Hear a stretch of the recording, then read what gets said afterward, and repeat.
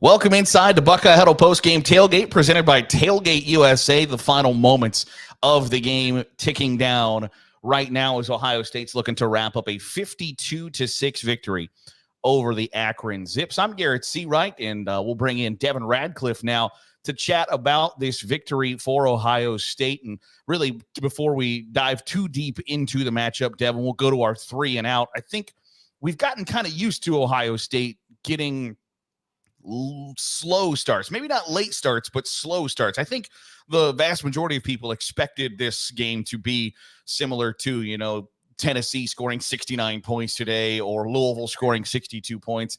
You don't get that all in the first quarter. And I think nobody's maybe really all that surprised by a little bit of a slow start for the Buckeyes here on this Saturday. Yeah, it definitely seemed like we had a bit of a feeling out in the first half, especially offensively, trying to kind of poke and prod around the Akron defense to see what exactly was going to work for the day. It seemed like the early emphasis was on trying to establish the wide zone and the offense that complements it off their base, what they originally want their base run play to be.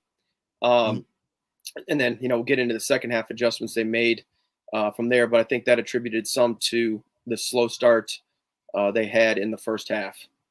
Yeah, I think you can look at kind of the score by quarter, right, and see that slow start where it's 7-3 after one, 17-3 at half, and then Ohio State explodes for 21 points in the third quarter, where you see once they felt everything out and say, okay, this is where we feel like we can attack, you see statistically where those numbers start to accelerate in the second quarter into the third quarter. I think part of it too, and I'm guilty of this myself, is the excitement of Chip Kelly being the offensive coordinator and everything he's done in his career as an offensive guy. So everyone was kind of, again, myself included, expected a big offensive explosion, 49 points in the first half. Chip Kelly's here. But it seemed almost more kind of like a Ryan Day type start to the offense. It seems like, going back to Ryan Day's career as a play caller at Ohio State, it took him a little bit to figure out, all right, what's the defense exactly doing? And then he had his answer sheet and the offense explodes, whether it be the pass game or run game. And this kind of had more of that feel to it where, hey, let's poke and prod around, see what Akron's doing, see what our answer sheet is. And then once they found their answers, the second half route was on. After that slow start, if we take a look at the defense, and Ohio State, I think, played really well on that side of the football. You're obviously the defensive expert. What were your key takeaways from that side of the football? I don't know if I go with expert, but I appreciate it nonetheless. But the biggest takeaway, and it goes without saying, it was painfully obvious today. I mean, they quite literally knocked the quarterback out of the game. Last year on the first play. Yeah, last year it seemed like they had a lot of pressure, but not necessarily hit home and converted that into sacks. If I recall correctly, Jack Sawyer led the team last year with 7 sacks or something like that, and 3 of those came in the bowl game. Even it was painfully obvious what the emphasis was this offseason and getting ready for the season and taking that next step as defensive linemen, and that was getting home with the pressure. I mean, I think I saw they had 5 or 6 today, and who knows how many times they still put a shot on the quarterback, despite and not got the sack. So you definitely saw the defensive line and the pressure get home, and having a real, again, like I said, the quarterback had to leave the game, impact on the quarterback. Yeah, 5 sacks today. They hold Akron to 177 yards of total offense, 130 through the air, but 30 of them come on the biggest play of the game, really, for Akron. Also, maybe most importantly on the defensive side of the ball, Ohio State forces 3 turnovers today, which is something they didn't really do a whole lot of in 2023. That was another big emphasis we heard about was, taking that next step as a defense and creating those turnovers. We saw Denzel Burke take the ball away on an interception. He broke on the ball, receiver had it and, didn't have it, tight enough, obviously, and Burke took it away from him. Late, we saw a forced fumble from a pursuing defensive lineman turn into a scoop and score. And we saw, what was the last one here? Gabe Powers got that interception here in the final 2 minutes. Yeah. as we're setting up, Gabe Powers had the interception there at the end of the ball game. So again, and I think another one that got some replays was a quarterback scrambling and Lathan Ransom coming up and trying to punch the ball out, quite literally. They kind of talked about, the commentators talked about how, hey, there's the emphasis for creating turnovers. Ransom comes up and instead of just putting the quarterback on the ground, he throws a punch and tries to knock the ball out. So again, you see that they've really been practicing that the players are when they get a chance, they're trying to get that ball back for the offense. How important is it for the overall success of the season for Ohio State to continue that turnover forcing streak for that side of the football to be as effective as it can be? Well, it's regardless, it's backbreaking for an offense for the defense to take the ball away. Gives your offense, in this case, the Ohio State offense, more opportunities to have the ball, and you see you can get the game. The game can get away from you in a hurry when you get those what I call bonus possessions. Possession doesn't end with a natural kick. And Ohio State created two of them today. One of them went back for a score, and that's another one, scoring on defense. You can have a game close, or kind of like it was today a little bit, where Akron was still kind of hanging around, and all of a sudden you get a scoop and score and blows the game wide open. And another one that we should talk about is, and I can't even recite them right now, but with all the clock rules trying to speed up the gameplay, that those are just hidden possessions to maximize the amount of times your offense has the ball to try and, again, go score. Because, again, the clock, with the new clock rules and trying to speed everything up, getting the ball back, there's got to be an emphasis on it.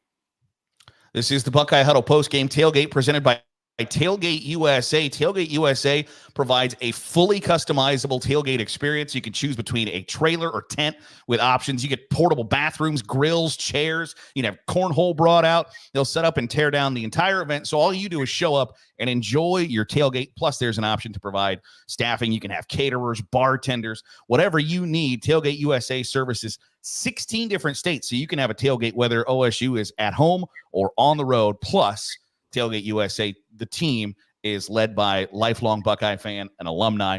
Check them out. Find more information and start the booking process by visiting tailgateusa.net.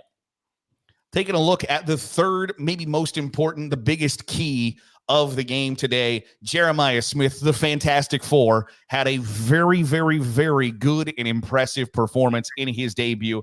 6 receptions, 92 yards, 2 touchdowns, and that was after kind of getting off to a slow start where he dropped the first ball he saw, missed a block on a screen that got blown up, and yet has a spectacular 15-yard average on his receptions today in the debut. I think the sky is the limit, and I don't know how Ohio State fans kind of contain that excitement when you look at Jeremiah Smith in what is already an impressive first game as a Buckeye.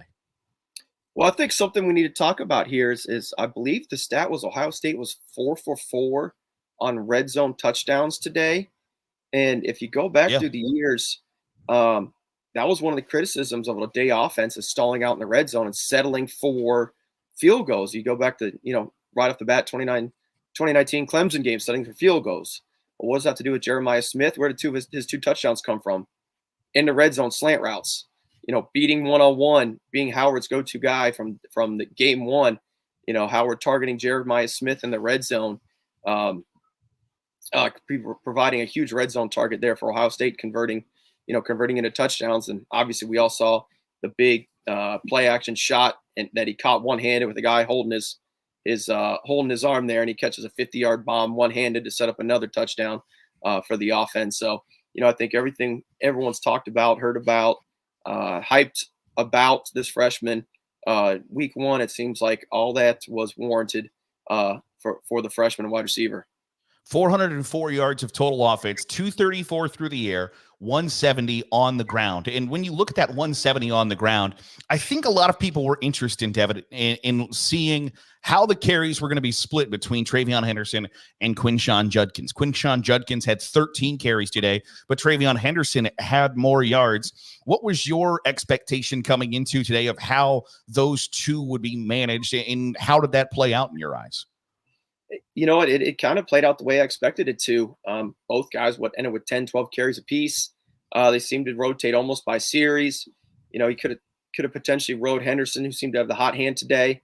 getting average to higher yards per carry. But you're not playing to, how can I word this correctly? You're not playing just to win against Akron. You're playing for the duration of the season, and it's no secret Trey Henderson has had some durability issues in his career here at Ohio State. So that's one of the reasons why you wanted to bring in running back 1A, 1B, so that you could split the load between the two for the duration of the season, especially with the expanded playoffs and whatnot. You're going to want to keep both backs healthy if your expectation is to make a run in December, January. Awaiting comments from Ohio State head coach Ryan Day as he'll step to the podium here momentarily. But until we get to that point, dissecting the 52-6 victory for the Buckeyes. And when you take a look, and I know that the popular sentiment is going to be, yes, but it was against Akron. And I get that. But it is the first game. It is that feeling out process. You think you've got, everything nailed down. But I think all things considered, it's a pretty good week one performance, no matter who the opponent was. I guess I'm going to, use a little coach speak here. You almost want a little bit of a challenge or struggles to put on film so that you have something to really address and find your weaknesses early in the season so they don't manifest themselves later in the year when you really can't afford them to. So to have some things that they need to work on, the slow start we talked about that had everyone a little bit anxious. For example, there in the run game and why aren't we scoring more points? We got Chip Kelly's offensive coordinator and all that we were seeing. Again, it's something to work on, something that provides them an opportunity to coach up and address the next couple of weeks before you get into conference play. What in your eyes were the kind of big takeaways of, okay, this is probably not where we want to be after 1 week? I don't think it's any, you don't have to be a football expert to see that there was some struggles in the run game early on. Guys missing blocks, they wanted to pull and kick and they missed the guy they were supposed to kick out.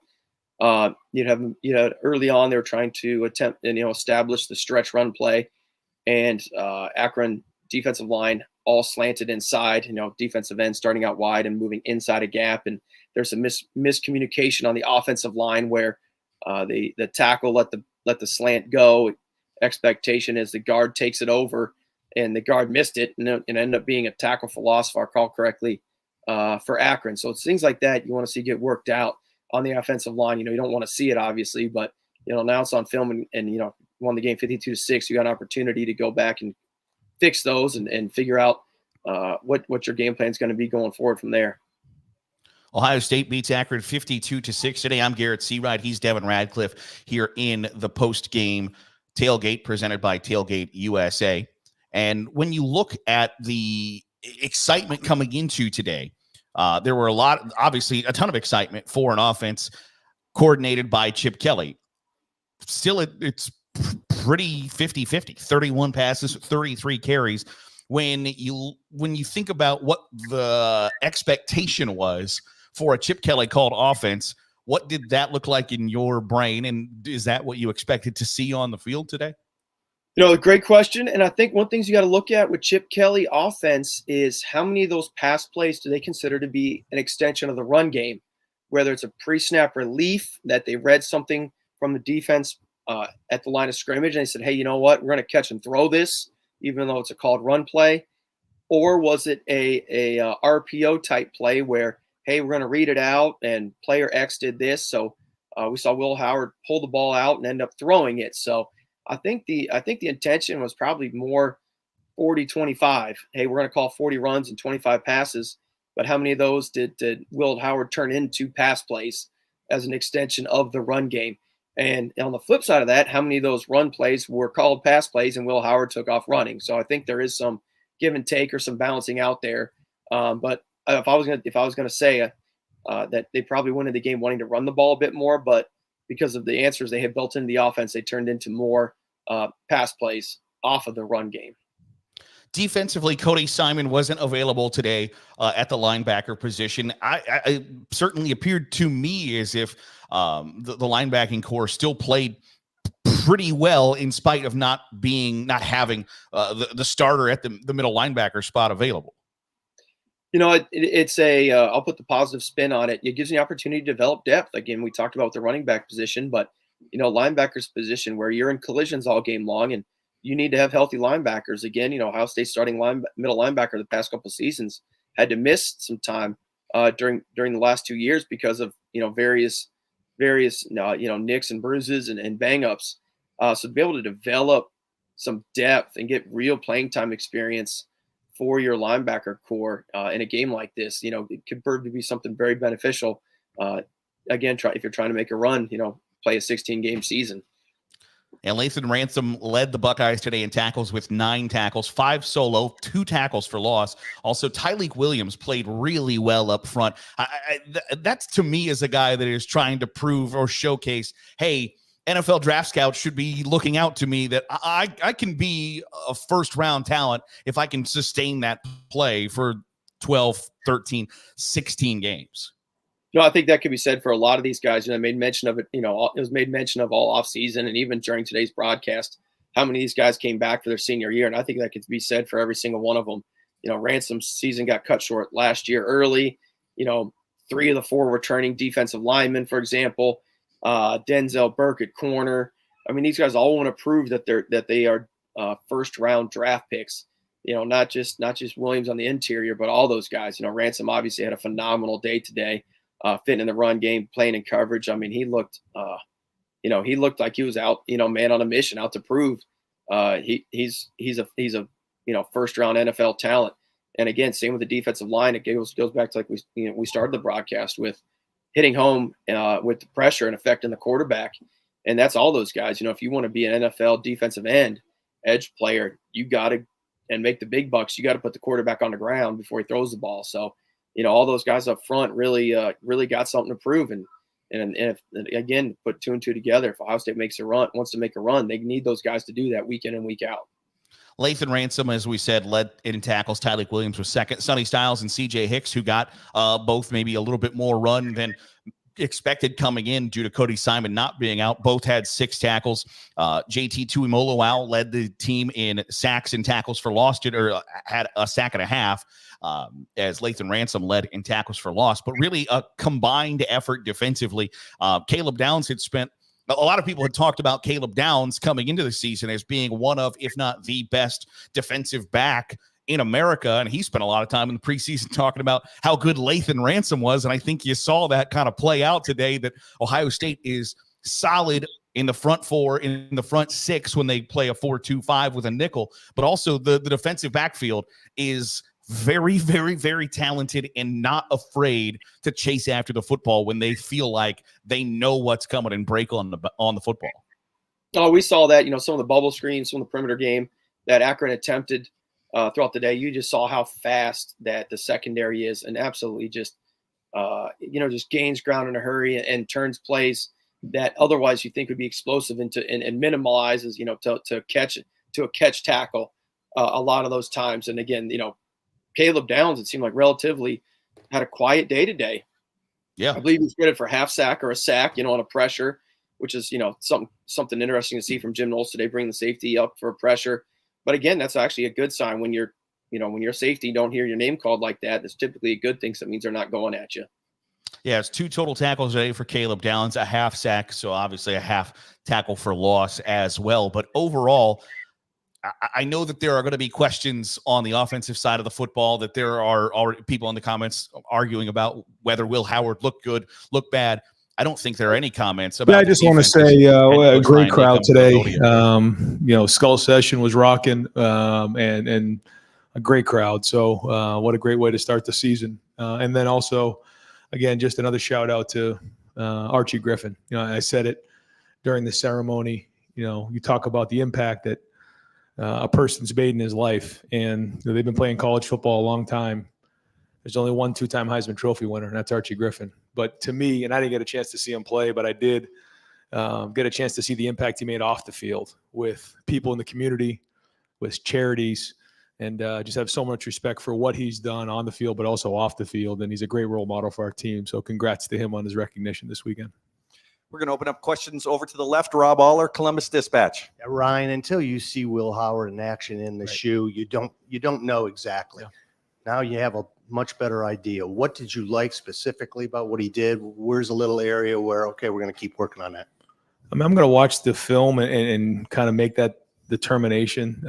I thought he had pretty good poise the whole day. He took care of the football other than the one crazy decision there at the end of the half there to try to force something. Actually, he's got to take a deep breath on that. But, for your first start in the shoe, now he is a more experienced guy, but he's in a new offense, in a new environment. I'll say this overall, I felt like early on, the three inside guys, they hadn't played in this, Seth and Austin first start, Tegra, Jeremiah, Will, Quinshon's first time playing here. And I think just across the board, there was just, they were a little uptight early on. I think, they were kind of worked up. And you just saw a couple things off, and we got ourselves off schedule. I thought Chip did a nice job of continually pushing the run. You could see that start to take its effect in the second half. And then I thought we sort of settled in and started to have more fun and kind of, we started to play with a little looser, which is the way we need to play. And I thought we were a little bit uptight early on, and we can't play like that. We got to come out of the gates, playing loose, but I get it. And so we're going to get on the film and grow from there. But for a lot of these guys, it's a start and their first start. So, and then also good to see some younger guys towards the end get in there and play. And those guys are in there like to play. And it's not just to eat up reps. And it's not just to build depth for the future. It's also because there are metrics in play here for the playoffs that we have to make sure that we're a part of in terms of offense and defense. And so those guys have been told that. And I thought they did go in there and compete towards the end. Over here to the right, Austin Ward, and then it'll go to Spencer. Ryan, it seemed like a great coaching decision to let Jeremiah play through those early mistakes there. What did you make of his debut? You tried not to talk about him too much in August, but he ended on a pretty good note. Yeah. You can see the talent. And like you said, we're going to play right through just about all of it. I think he's another guy. I mean, sometimes you look at him, you don't even think he's quite human, but he is. And, he's going to make a few early mistakes, but not very many. You can see the talent there, and he's going to sleep good tonight, though. I can tell you that. And I think they all need to get some rest tonight. It was a long week. It was a hot week. We practiced really hard. We practiced Monday, Tuesday, and Wednesday in pads, physical for a reason. And it was hot out there today, but that's good. It was hard, and they'll sleep good tonight, and we'll get back at it tomorrow. Over to the left, Cameron Teague Robinson, the Athletic. Ryan, kind of off that. Oh, you left. Sorry. You kind of off that. You talk a lot about wanting to see players fight through adversity. What does it say about Jeremiah? It's so young that he's able to put those two plays in the first drive away and still put the day he had together. Yeah, he's built different. He is just the way his approach is. You can see his size and speed and all that. But typically, somebody with that type of talent doesn't have the discipline, the focus that he does. And so. Nobody even batted an eye. I mean, nobody said a word. Like, it was like, he's just going to play through this and we're going to be fine. It wasn't even consideration because we see what he does every day in practice, and we knew he was going to settle in. Over here to the right, Spencer Holbrook, Letterman Row. Ryan, the run game looked like it was a little, clunky in the first half. How do you grade that, knowing that, like you said, the three guys on the interior were new, and then Quinshon Travion, kind of that duo, but how do you grade the run game today before you watch the film? Yeah. When I looked at the numbers at halftime, I thought it was going to be a lot worse than it was. I think Trey was averaging 6 yards a carry and Quinshon was just under 4. And then it looked much better in the second half. I just think there was some things off in there on the interior. Guys, just weren't quite fitting it up right. We weren't that far off. I thought schematically we had some good ideas in what we were doing. And there was a couple runs that maybe we could have hit better at running back. But I just think that we were just not great in the fits early on. And I think, you have to ask those guys. They seemed like they were pressing a little bit early on again, but then I thought they really settled in a little bit. I thought Chip called a good game. I really do. I think that, he knows what he wants to get done with this team. He wants to establish this run, and that means, maybe that's not scoring, 70 or whatever, but we need to establish the run late in the season. So we're going to do that. And the quarterback's going to be a part of it. And so I don't know how to grade it. I got to watch the film and see. The good thing is I actually get to watch some of the film during the game now. So I can't just always say I'm going to wait till tomorrow to make a decision. So I did see some of it, and it wasn't all great. It wasn't all bad either, though. Folks, we're going to do one more question for Coach. I'll do multiple questions for Coach, but one more, and then I'm bringing Lathan Ransom in. I'm sending them to the far back table. So if you have anything on that back table, please clean it off. Over here to the left, Bill Rabinowitz, Columbus Dispatch. Ryan, last year's defense was good in a lot of ways, but didn't create a lot of turnovers, not a lot of sacks. You had a bunch of sacks in the first half. You had the 2, scores.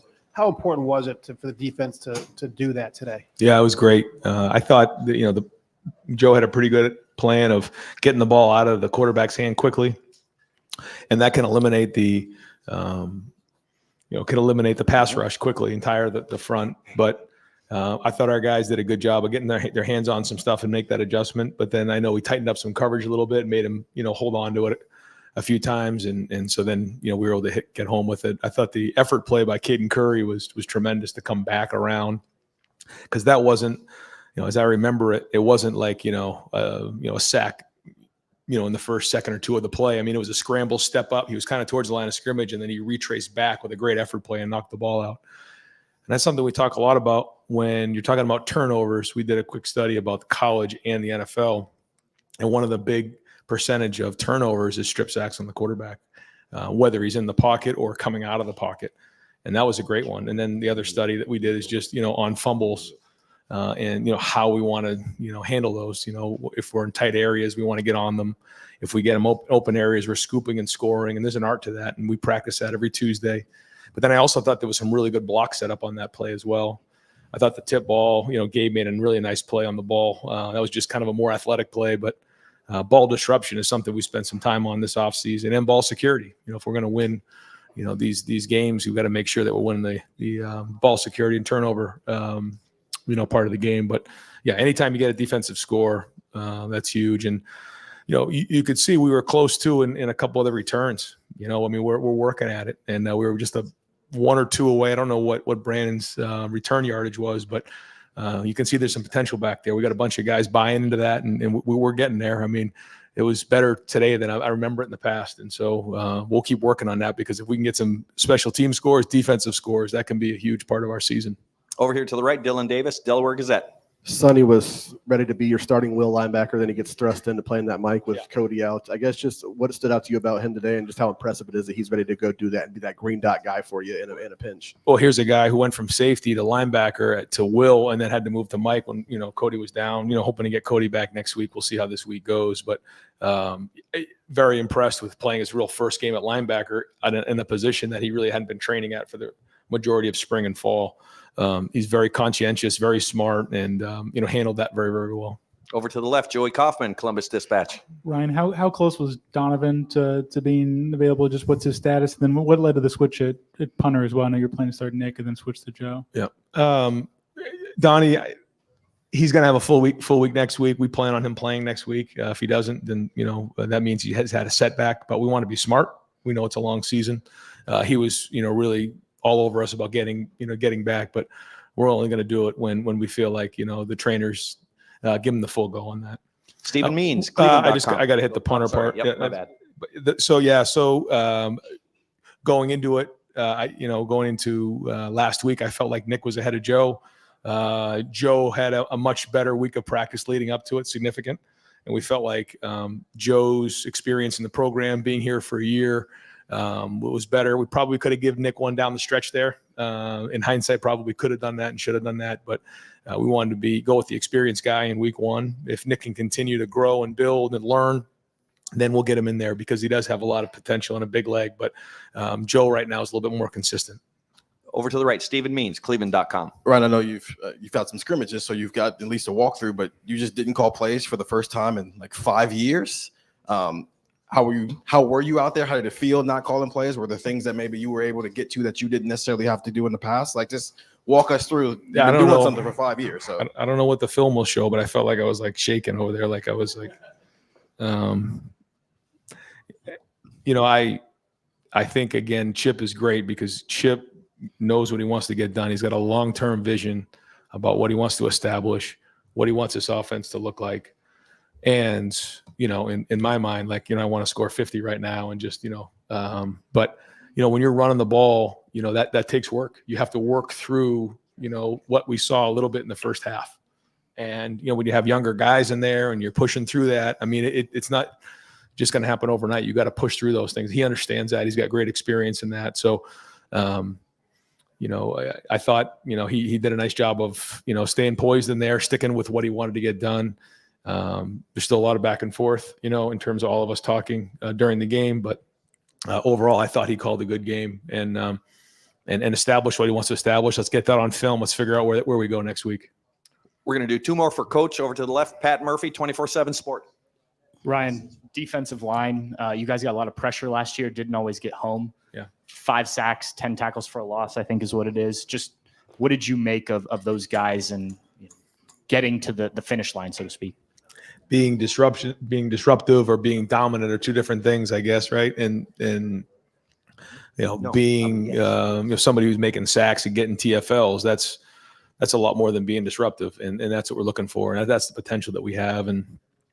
But one thing again, it's like on offense, when you go out there kind of looking for that and pressing for those type of plays, you can get yourself out of whack, and you have to just trust the defense, and you got to trust the technique that Coach Johnson is teaching, and those plays come when you're not pressing. You got to play loose. You got to trust your teammates, and they'll come, and they did today. And some of those plays were just flat out effort. The second part, again, I use Caden for an example. It wasn't the rush move; it was the counter back because someone flushed the pocket and he came from behind. So you never know how that's going to shake. You never know which way the line's going to slide, how deep the drop's going to be. You just got to trust your technique and go. And again, if we can continue on that path of being disruptive in terms of creating TFLs, but being dominant and getting sacks, that can be big. And final question for Coach Dave Holmes, WSYX. Ryan, earlier this week you said you make assumptions in camp, and then week 1 you learn maybe you weren't right about everything. I'm curious, looking ahead to week 2, is there something you were surprised by, something you need to work on? What's your assumption as you head into week 2? I think, again, I'm going to get on it and figure out who graded out champion. Again, for us, grading out a champion is grading over 80%. Figure out what that looks like, in terms of who did, who didn't, really make sure that I'm saying this the right way before I just kind of make assumptions afterwards. But no, I think overall the bottom line coming out of the game is I thought we played hard. I thought that we got into a rhythm in the second half, played looser, played aggressive. I felt we were a little bit uptight early on and pressed a little bit. And that's kind of how I feel. But again, we'll take a look at the film and go from there. Great, Coach. Thanks you very guys. much. Yep.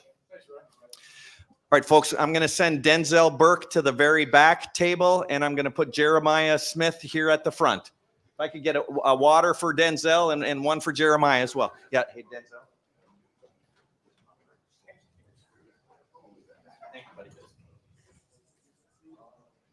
So that was Ohio State head coach Ryan Day. This is the Buckeye Huddle Postgame Tailgate presented by Tailgate USA. As Jeremiah Smith takes the podium now in Columbus. Jeremiah, we're going to open up right here. Tim May with Letterman Row. Hey, Jeremiah, Chris Carter tweeted, hey, I dropped my first pass too.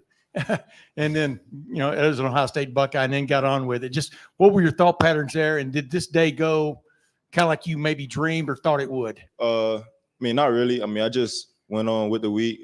My coaches prepared me great throughout the week and just scheming things up for me to get the ball. So I just can't say it was only on me, it was on my coaches as well. Your favorite catch? Favorite catch? Had to be the deep ball, the one Will threw. So that got to be the best one right now. Over to the left, Jeremiah, Joey Coffin, Columbus Dispatch. Jeremiah, on the drop, can you walk us through what happened to it and what was your reaction when you kind of came back to the sideline, just your mentality at that point? My reaction to dropping the ball was, I don't know. I can't really explain that one. But when I came to the sideline, I was just mad at myself. But, it's football. You play receiver, you go drop the ball. But you can't drop it that much. So, I just moved on, just made a play the next drive. So, that's all. Over here to the right, Jeremy Birmingham, the podcast. Hey, JJ, just this experience, all of the build up to today, what was it like for you running out the tunnel the first time with 100,000 people, scoring that first touchdown? Was it what you thought? Oh, yeah, for sure. I was a recruit, so I can't see it, been no visit, but actually being out here on the field and playing and getting the full experience of walking out that tunnel was something I would never forget. And just scoring that first touchdown felt so great, and I just can't thank myself. I just got to thank God and the man above. So that's all. Over to the left, Andy Anders, 11 Warriors. You were just asked about the drop. You also had the penalty early on. What in your mentality allows you to bounce back from those mistakes and go make more big plays? Just move on. It's football. You got more football to play. You got 4 quarters of football. So just move on. Just keep my head down, just keep working. That's all. Over here to the right, Andy Backstrom, Letterman Row. Yeah, Jeremiah, it looked like you and Will were on the same page pretty much all day today. Just where is your chemistry at with Will right now, and what's it like catching passes from him? Our chemistry is going very good right now. I mean, just something we built during practice, and we just go continue to build on that and just go get even better for sure. Over here to the left, Cameron Teague Robinson, the athletic. Jeremiah, during camp, we asked you if you knew about the hype surrounding you. You said, yeah.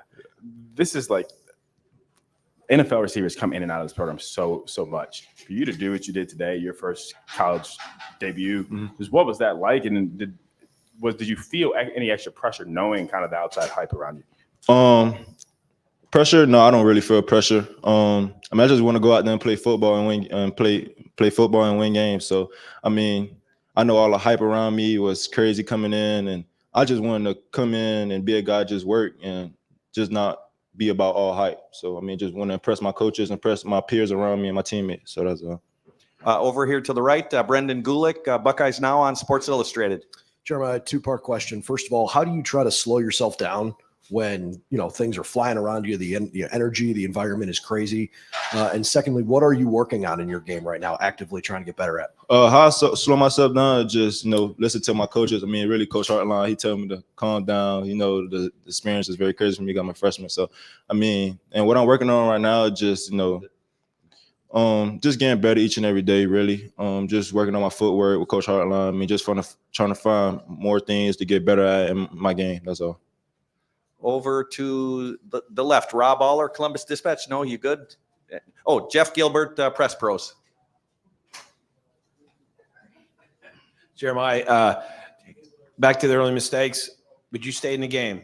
Coaches trust you to we're not taking him out. We trust him. He's going to play through it. What's it mean to you for the coaches at this stage of your career to have that trust that you're going back out there and they're not even yelling at you or anything? Yeah. I mean, I just can't say. I just feel like I think I built that during practice. I mean, I feel like they trust me a lot to, knowing I made a mistake, that they know I'm going to bounce back from it. So, I mean, it's just the trust in them that they have in me to go out there and continue playing football and make plays. Couple more plays for Jeremiah. Jake Trotter, ESPN. Yeah, Jeremiah, you got to go back to 1996, the last time a freshman here caught 2 touchdown passes in a debut. How can you build off this performance going forward? I could build on it by just, not dropping the ball. I mean, I feel like I had a better game. I just made mistakes and just continue to work and just get better each and every day. And final question, front row here, Stephanie Ote, 97.1 The Fan. So there's always lots of pressure when you're new to Ohio State. I think to Justin Fields when he went, I think it was till week 8 where he had an interception. And he told me it was a relief that it finally came just to get it out of the way. Was getting that drop so early on almost a relief? Oh, yeah, for sure. I mean, I would just worry about catching the ball and just getting upfield. But, I mean, I'm glad it happened. And, I just got that relief. And I'm here now, so I'm good. That's it. Responded to that, and then coach, they just completely had faith in you and let it ride it out. Oh yeah, for sure. They just told me just calm down, you good, just go on, move on to the next play. That's all. Great, Jeremiah. Thank you very much. Thank you, guys. All right, folks, we can start to wrap up with Denzel Burke back there, and we're going to bring Will Howard to the front. We'll open it up, Will, right in front of you, Stephen Means with Cleveland.com. Well, that first half was kind of clunky. As a veteran who's been through this before, when you guys get into the locker room at halftime, what are you saying to your offensive line and to your offense about how that first half went? Yeah, we one of our goals was in this game was to play clean, and I feel like we didn't really do that in the first half. But at the end of the day, we just kind of had to get together and say, let's settle down, just play our game, don't think about it too much. Don't, let the fact that, it's maybe our first time playing the shoe, just got to settle in, and play football. And I think we did a good job of that in the second half, but, we definitely need to work on, starting a little faster, starting a little better and not having those mistakes that we had in the first half, me personally, included in that. And I mean, we built off it and, we came out in the second half and guns a-blazing and did really well. And obviously a win is a win. And when you win by as much as we did, it's good. And, I'm happy that we won. But there's still a lot of stuff to clean up. Steve Hellwagon, 24/7 Sports. Yeah, first touchdown to Jeremiah. It looks like he makes kind of an adjustment on the ball and turns back shoulder. Just what what did you see on that play? What did he do to complete it? And is that an advanced concept for a young guy to be able to make that play? If he's pressed and it's one-on-one, put it up, and he'll make the play. And that's exactly what he did. I just saw he was pressed, so I tried to put it up over top, and he actually made a little adjustment and came back to it. And I mean, that's all I got to do is just give him a chance, and he's going to do the rest. You guys saw that today. Over to the right, Austin Ward, the podcast. Well, Ryan said that nobody needed to say anything to Jeremiah after that drop screen there on the opening drive. Like, is that the case? You just No, there was no word said. I mean, none of us were worried about him at all. I mean, we were, obviously, it's a drop, it's uncharacteristic, but hey, I made a couple of bad passes, and it's not gonna be perfect, man. But it's that next play mentality. Mental toughness is the ability to move on to the next most important thing, and we knew his maturity level. We weren't worried about it, and he came back and had a great game. So, Will, over to the left, Bill Rabinowitz, Columbus Dispatch. Well, you've been here 8 months. You probably wondered what it would be like to play in the shoe, just the whole atmosphere. What was it like? How glad are you to have it under your belt?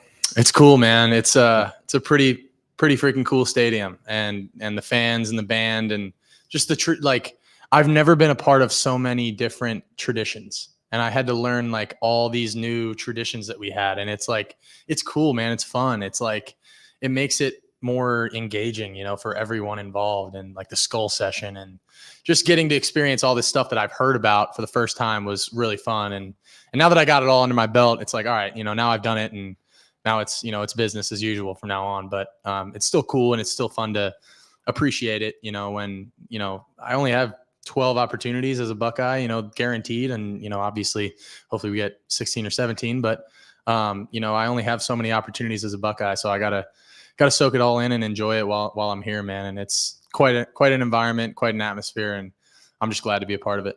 Great. Over to the right, Dylan Davis, Delaware Gazette. You've made it clear before, no disrespect to the guys you played with at Kansas State, but it's a little bit different here with the guys you're throwing to. I guess just, some guys that maybe you wouldn't think would be open.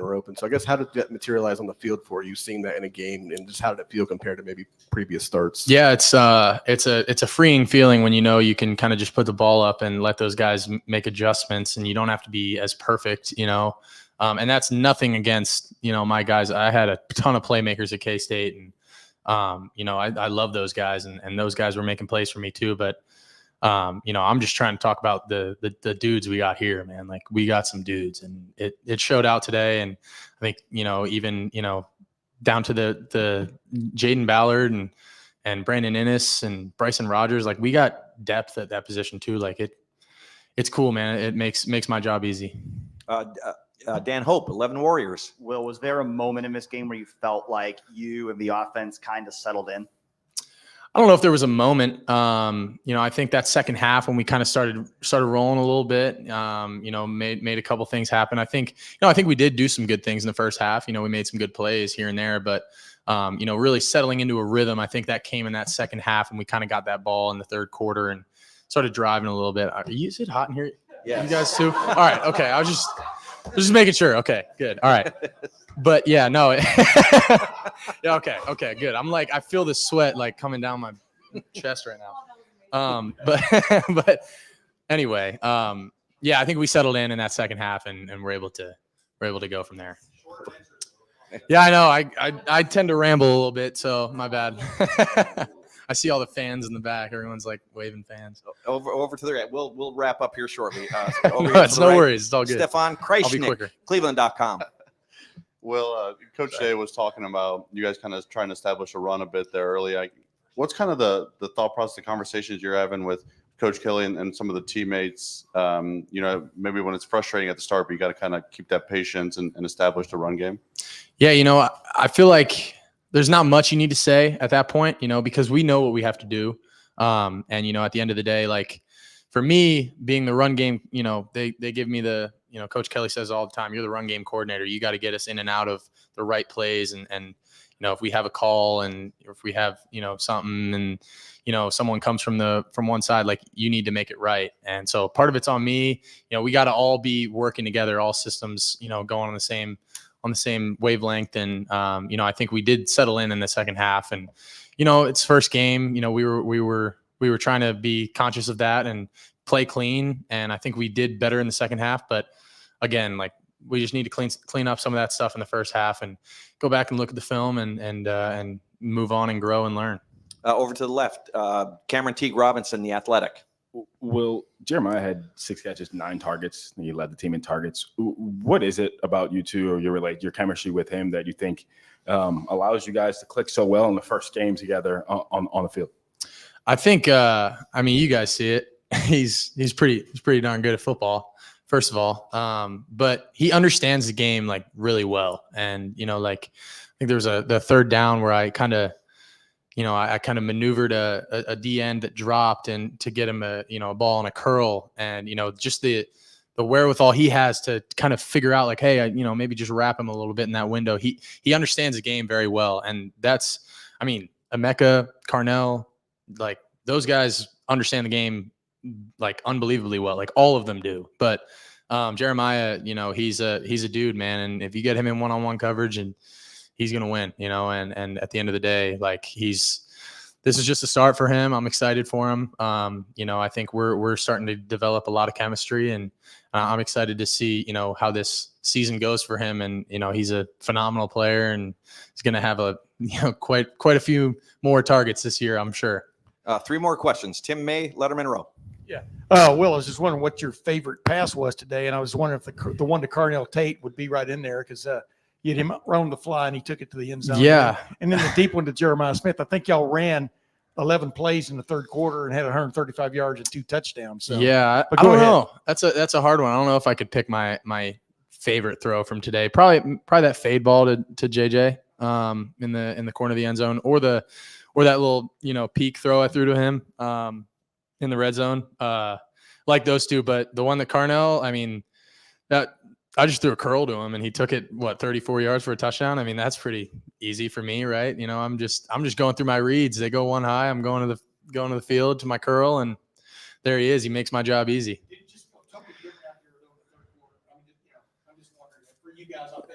Yeah, I don't think there was anything that, you know, switched or anything crazy. You know, we just settled in a little bit. You know, I think we were just comfortable, and, you know, it just kind of things started kind of going our ways. You know, I feel like for me especially, you know, I started kind of taking the game as it came to me and trying to, you know, not trying to force things. I think there were a couple of times in the first half where, you know, I was just forcing things and trying to make things happen. And, you know, with this team, with the guys we have, like, you know, the more I can just let the game come to me, it makes my job easy, and, you know, we can get rolling.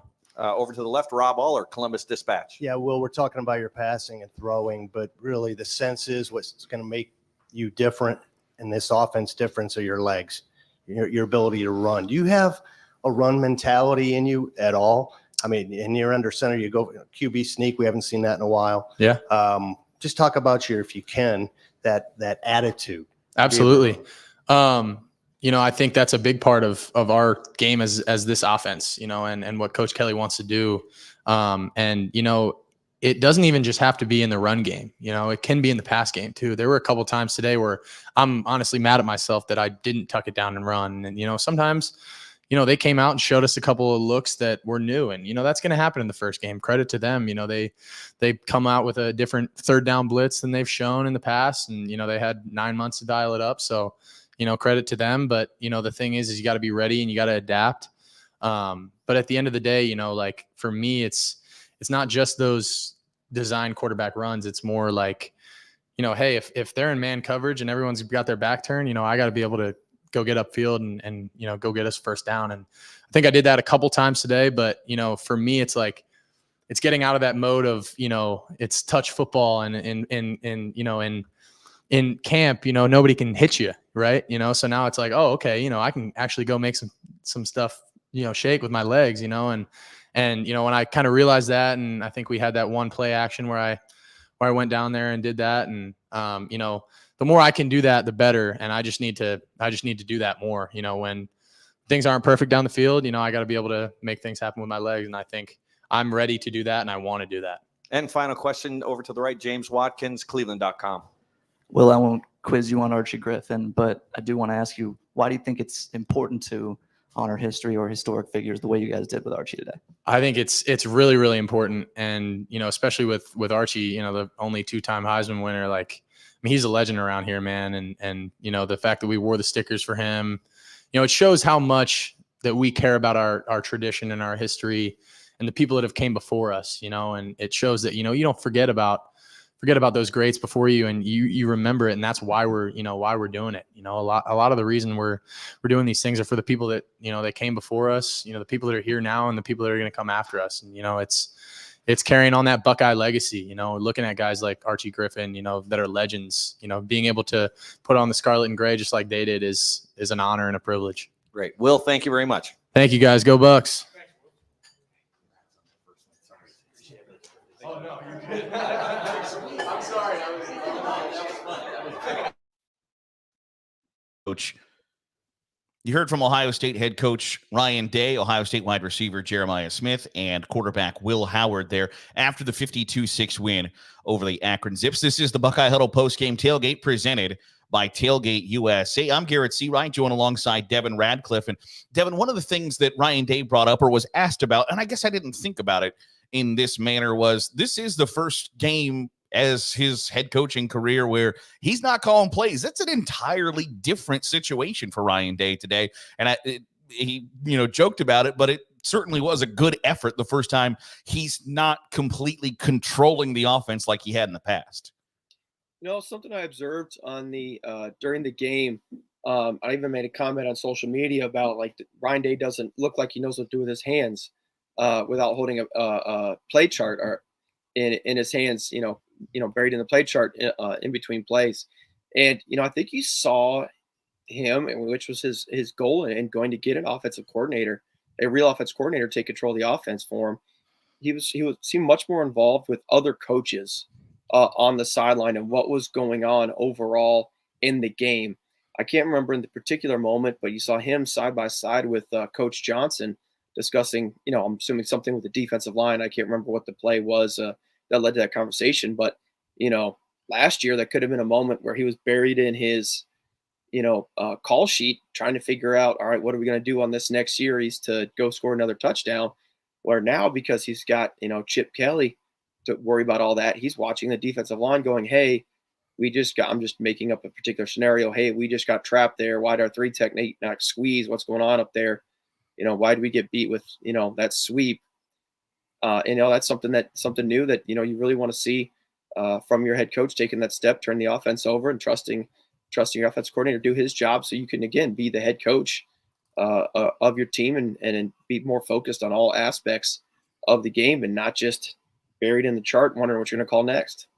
Now, obviously, a lot of talk in the postgame about Jeremiah Smith. 6 receptions for 92 yards, 2 touchdowns. That second touchdown pass, by the way, we'll chat more about Will Howard in a moment, but that second touchdown pass by Will Howard was put on the spot. He was targeted 9 times today in that freshman debut. And when you look overall at how Jeremiah Smith performed in that debut, looking at overall for just Ohio State freshman wide receivers as a whole, this is freshman yard in a game.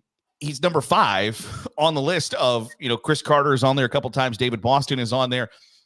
When he has as good of a game in his debut as Ted Ginn had, who was a legendary Ohio State wide receiver, he had a better game as a freshman in the debut than Ted Ginn had versus Michigan. That's an impressive stat to toss out there. Oh, for sure. And then, you got to go back here, just recent history. Marvin Harrison Jr. just went top 5 in the NFL draft, and he was basically a mop-up guy in his freshman year at Ohio State. Chris Olave's statistically the best receiver in Ohio State history, and, he didn't break out until late in his freshman year. So for him to go out there and earn a starting spot and have the game he did just speaks volumes to the young player's potential. And again, you heard him talk, and you heard Will Howard talk about him in his post-game comments as well. So, obviously after a great start with everything we heard about him leading into this season. And when you take a look at the way that Jeremiah Smith handled the early miscues, I was really kind of impressed by him, saying, yeah, that is not the way I wanted things to start for my college football career. But he handled it really, really, really maturely for a young guy making his first effort out there on a college football field. And you heard Will Howard talk about the mental toughness piece of, hey, what's the next thing I got to do? how can I move forward? Yeah, that play didn't work out the way I needed it to. I dropped the ball or I missed the block. But again, demonstrating that maturity and that mental toughness to go out and just play the next play. And I think that sometimes, when the physical separation isn't necessarily there, freshman, the mental separation is what puts younger guys on the field faster than some other young guys who may be just as physically developed as they are. So that speaks a lot to where his mental emotional maturity is and using the term mental toughness is already as a freshman. Will Howard comes in first start as the transfer from Kansas State, goes 17 of 28, 228 yards, 3 touchdowns. If you were to put a grade on Will Howard's first effort there for Ohio State, what comes to mind for you? I think you got to look at some of those incompletions and say, how many times did he throw that ball away? I can't think off the top of my head, but I do know he had a couple plays where he just threw the ball away, which was a smart decision, didn't try and force anything. Moved the ball with his feet a little bit, something they haven't really seen at Ohio State since like Justin Fields, really. And again, he did have that one attempt at a backyard play that could have been a big play for Akron. Luckily, the running back was able to jump on it and prevent that. So you got to take that all into consideration. You got to look at something potentially like a B effort. He moved the ball through, took care of the football by and large. That one play notwithstanding, got rid of the ball when nothing was there. I can't really think off the top of my head of a pass that was, what were you looking at? Why did you throw it there? Type pass. There was, we've talked about it. There was a couple drops early on until guys settled down, but I think you got to look in the B range for his first outing at Ohio State. I always like to use the analogy when it comes to quarterbacks that you are either a semi or a trailer, right? You're either pulling the offense along or you're kind of along for the ride. I don't know that Ohio State needs Will Howard to be that semi where he is the pivotal player in the offense. Can they get by with him being just good enough and not, the elite first round quarterback talent that many have grown to expect from an Ohio State quarterback? That is a great question. And I think at some point in this year, if you use the word championship as an expectation, there's going to be a moment, may not be a whole game, but there's going to be a point in time where a quarterback has to take over and be the guy. It may not be week in and week out. You heard Coach Day talk about it today, that they're really trying to build this run game out. So it sounds like being a running football team is their vision, is their goal for the offense. So you may necessarily need or require Will Howard to go out there and be a CJ Stroud that throws for 405 touchdowns every week to put the team on his back to be successful. However, there's going to be a point in time on this schedule and this season. It could not be until the playoff if Ohio State's fortunate enough to get there.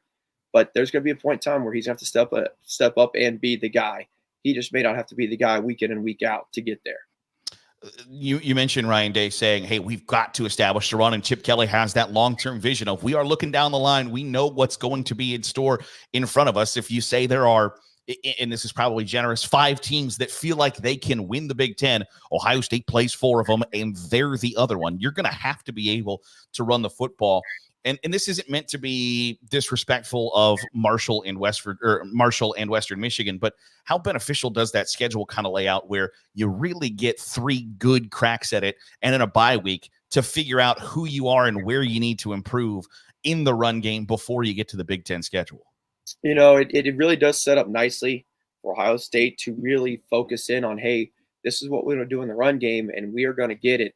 And, they have two more opponents. There is no Texas coming next week, going back 2005 to 2006, going way back. There is no marquee matchup next week to get ready for where you need to go win the game. You have to win the game on week 2 instead of having it, no matter what, instead of having the opportunity to go, hey, you know what? We are going to call this run play on, a down we may not otherwise call it because we need to work on this run play. Where if they were playing a marquee game next week, you're calling the game to win. There isn't a long-term vision that Coach Day talked about when you're playing a Texas week 2 like they did back 2005, 2006, for example, or USC or another marquee opponent matchup in week 2. So this does afford you the opportunity, like you said, to say, hey, you know what? We're going to hammer out this run game, lean on our defense, and get this thing figured out. Get a lot of live reps at it for the long run. Again, you heard Coach Day talk about, hey, we got long-term vision, so we got to keep working at this thing. He's Devin Radcliffe. I'm Garrett Seawright. This is the Buckeye Huddle Postgame Tailgate presented by Tailgate USA. Moments away from sending it back to Columbus for Tom Orr and Tony Gerdeman for the Buckeye Weekly Podcast and the immediate reaction to the 52-6 win for the Buckeyes over Akron. And one of the things Ryan Day touched on, Devin, in the postgame show is, and I feel like this, it feels almost like a foregone conclusion that at some point during the season, and it's been a while, that Brandon Innes is going to be a factor at the punt return game, where it felt like a couple of different times today that Ohio State was moments away from busting a special teams touchdown. He just brings something different back there that I don't know that Ohio State has seen in a while. You know, I can't remember the last time. I think Garrett Wilson comes to mind. Last time they had a really dynamic punt returner, and that's just off the top of my head. You know, there's just so much yardage that you can gain back when you have a dynamic punt returner. It's not necessarily about breaking the home run every time, but when we have a solid punt returner that can turn a 45-yard punt into a 35-yard punt or a 30-yard punt and, you know, take it from, hey, you know what, defense went 6 and out, they got a decent enough field position, you punt and you catch it on the 20, and you got a punt returner that can take it to the 35. You know, you can go Google all the statistics on how much that increases your chances of scoring drive, the better field position you have. Right. I mean, there's a premium on it for a reason. So to have a guy, you know, maybe he doesn't, you know, break a huge one. I think of Jalen Marshall in 2014, who was able to, you know, constantly steal him 10 yards in the punt return game. You know, that pays dividends throughout the course of a game when you're constantly flipping the field position back in your favor in the return game. And having that kind of in your arsenal's never really been as important as it is now, right? With the new clock rules coming into the game, I think if you ask the average Ohio State fan, how many yards the Buckeyes going to have today, you might have got like 600, 650 would not have been really out of the realm of possibility with the idea of the old clock. They had 400 yards of total offense. With, if you looked at some of the box scores from the mid stages of Urban Meyer's career, 400 yards against Akron would have led to like calls for a new offensive coordinator this week. But that's just the way that the game has changed and evolved with the clock moving. Having that special teams where you can shorten the field or be just explosive and dynamic, and as you mentioned, win that field position battle. I don't know it's ever been more important than it is right now. Oh, exactly. You know, if you could get turned, just taking one first down away from the offense, meaning, again, like I mentioned, if you can catch it at the 20 and take it to the 30, that's just 10 less yards or one less first down the offense has to get. You know, it's almost like, as you were describing it, it's almost like you need to look at the return yards in the return game and add that to the total offense. I mean, it's just that important in this day and age, the way the game's played with all the clock rules, like we talked about earlier, about the defense getting the ball back in turnovers, the emphasis on turnovers, well, the emphasis on getting 10, 15 yards of return in a punt return game is just that much more important now in the way the clock rules and the way the game is played now.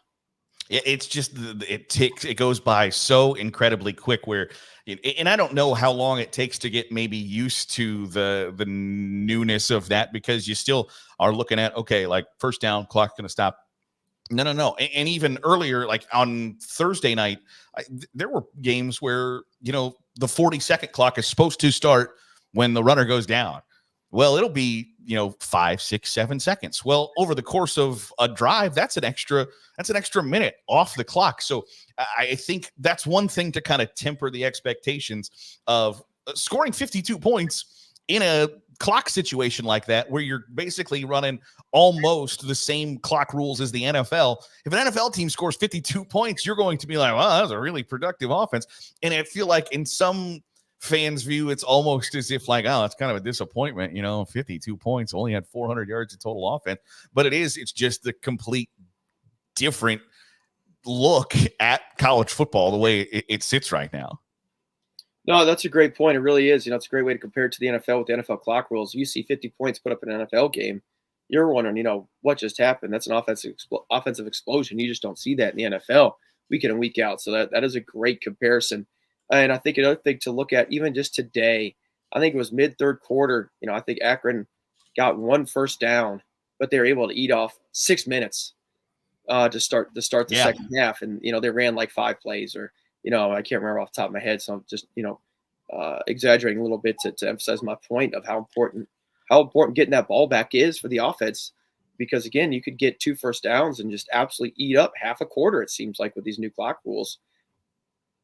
So that will do it for the first half of the Buckeye Huddle postgame tailgate presented by Tailgate USA. I want to thank Tailgate USA. You can find more about how they can upgrade your tailgate setup at tailgateusa.net. And from the moment they deliver your fully stocked trailer or Trent to the final cleanup after the big game, Tailgate USA has got you covered. TVs, on-site bathrooms, grills, seating, got everything you need to throw the ultimate tailgate. They got caterers, bartenders. If you need that as well, they've got the best. Whether it's a corporate event or a day out with your friends, your tailgate will be one for the books. Tailgate USA is in 16 states, but their favorite place to be is in Columbus to cheer on the Buckeyes. The team is led by a lifelong Buckeye fan and alumni. Like I said, tailgateusa.net. Devin, appreciate you giving us some of your insights here in the first hour of the post-game huddle. We'll now send it back to Columbus. Tom Orr and Tony Gerderman are standing by to take you the rest of the way home. Guys? We are doing well. Thank you, Garrett. Thank you, Devin, very much for taking the first half of this. Welcome, everybody, to the Buckeye Weekly Podcast. I'm Tony Gerderman, here as always with Tom Orr. Tom, how's it going? Well, there's a lot of things I could go with, but really in this moment right now, I feel like I just need to celebrate the fact that a cold front has gone through the media room in the last 5 minutes, as about 75 people have left and they have turned the air conditioning back on, and the temperature has gone from about 107 down to a very manageable low 80s. Yeah, it feels like it's a dream right now. It was warm in here. A lot of people in here. Will Howard, as you guys were watching on the stream, commented about the heat, and it's bad when a quarterback who's been getting chased by a bunch of defenders all day long is like, it's warm up here, right? It's hot. And he was out there earlier today. So out there for Ohio State's 52-6 win over Akron to start the season.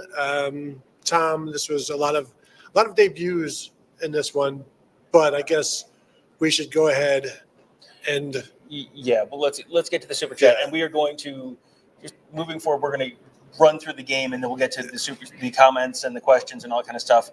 About 30 minutes in the show, we are going to hit the super chat right now, just so you guys know. Moving forward, that's the deal. Mike Ferguson says, I like how OSU allowed Safe Light Field to be highlighted in a bold green on the field. It looks like they went in last night when the stadium was dark with a box cutter and a hot glue gun to install it. it's relatively noticeable from up top too. When you look down from the press box, you can see where the turf used to be and that new turf is.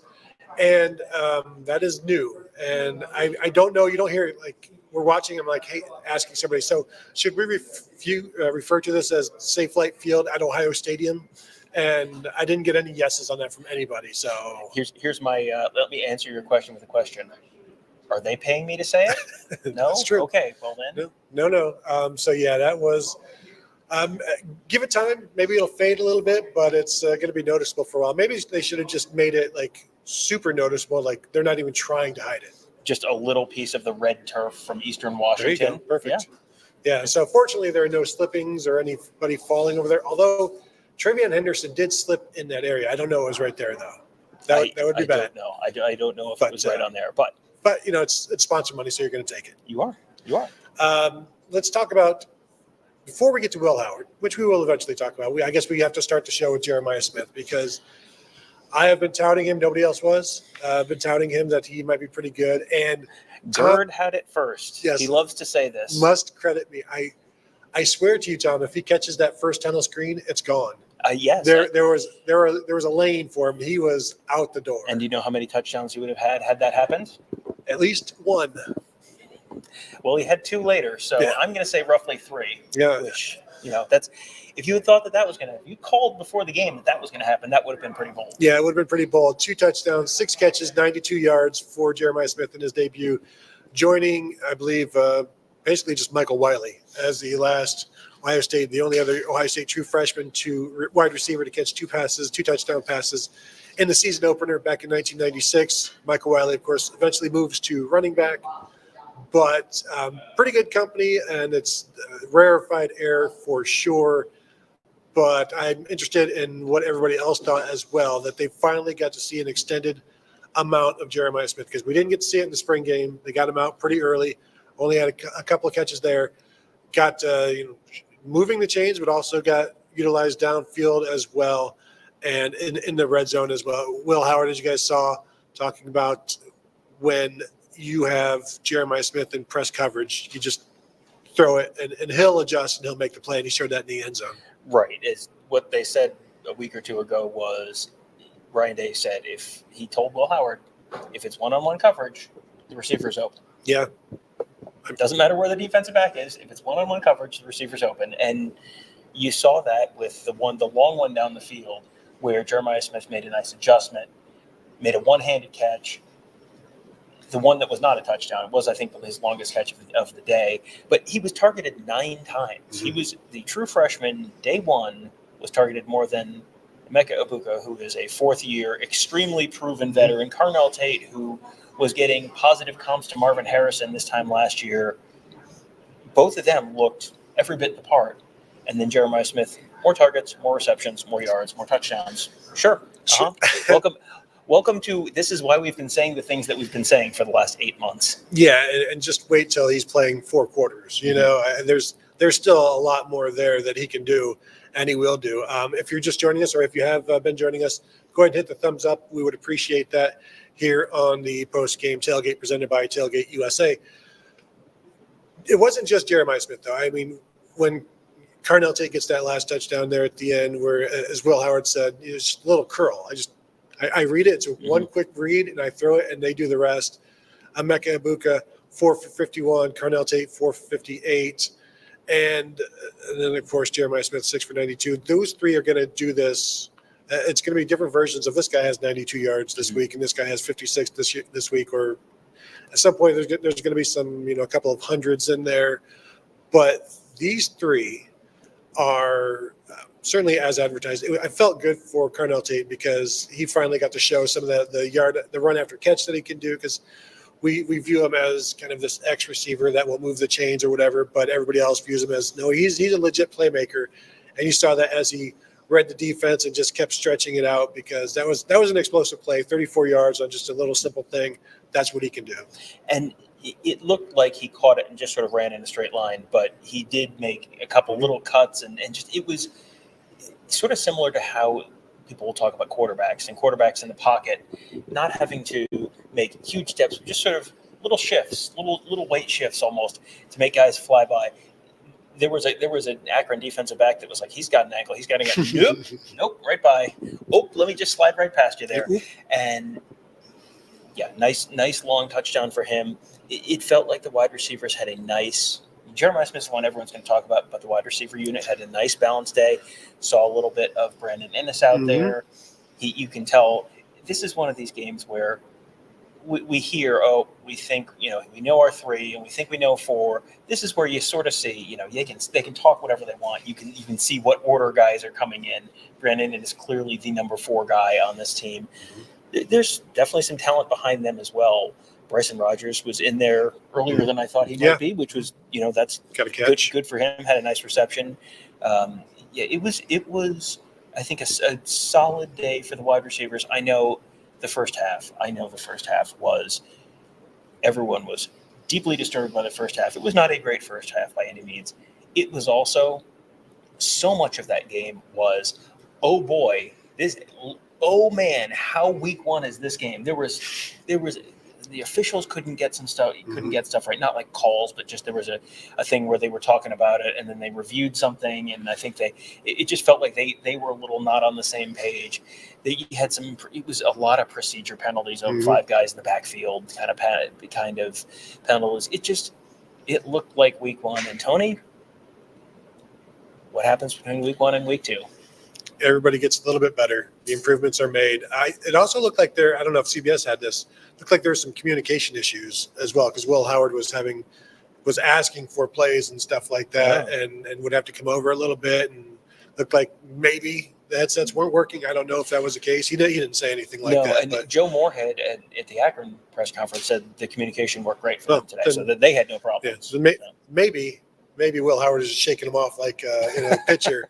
It's like, no. Give me something else. So then I guess we can talk about Will Howard. The start was clunky, but I thought the coverage was really good on a lot of these pass plays because they were breaking up the passes. And I don't know, Ryan Day said that the offensive line was a little bit tight, and then they eventually loosened up. I think Will Howard was as well, and maybe wasn't processing as quickly as he needed to, or maybe perhaps processing too quickly at times and not letting something develop because he had time. And I would agree with Ryan Day. He was very comfortable in the pocket. He was able to just step away from a couple of rushers at times. So I think there was a lot to like there. He was 17 of 28 for 228 yards, 3 touchdowns. Had the one bad play where he's trying to avoid a sack. And he kind of threw a lateral to Travion, and it's like, yeah. It's my Jameis Winston tribute. Yeah, I always think of Todd Beckman when I see something like that happen, where it's just like this. What am I doing? What are you doing? You just one random throw per game, just trying to get rid of it because you don't want to take the sack. But overall, I think there's a lot to like there. 19-yard touchdown or rush. Yes, I know it's Akron, Tom. I'm not sure if you're aware. This is just Akron. Oh, but interesting. So he had 18 yards rushing, 228 yards passing, 3 touchdowns, 61% completion. But I believe he's like right at 50% in the first half, maybe a little bit below 6 for 14 or something like that, and picked it up from there. Yeah, it looked a little bit like a guy who, okay, it's your first time playing in the stadium with a bunch of fans in there in a real game with an actual opponent on the other sideline, and you got a little bit of a patchwork offensive line. Yeah, the offensive line was not great, but it was fine for what it was. But it was, that's a little off, and you're sort of mixing and matching, and they can say all they want to say. It's hard to take an opponent like that super duper seriously. So then if you don't score right away, in your head, you're going to go right up and down the field, and it's going to be touchdown, and bing, bang, boom, you're up 35-0 in the middle of the second quarter, and you're pulling the starters at that point. When that doesn't happen, everyone kind of starts looking around like, hey, that's weird. We were supposed to have 21 points right now. Why do we have 7?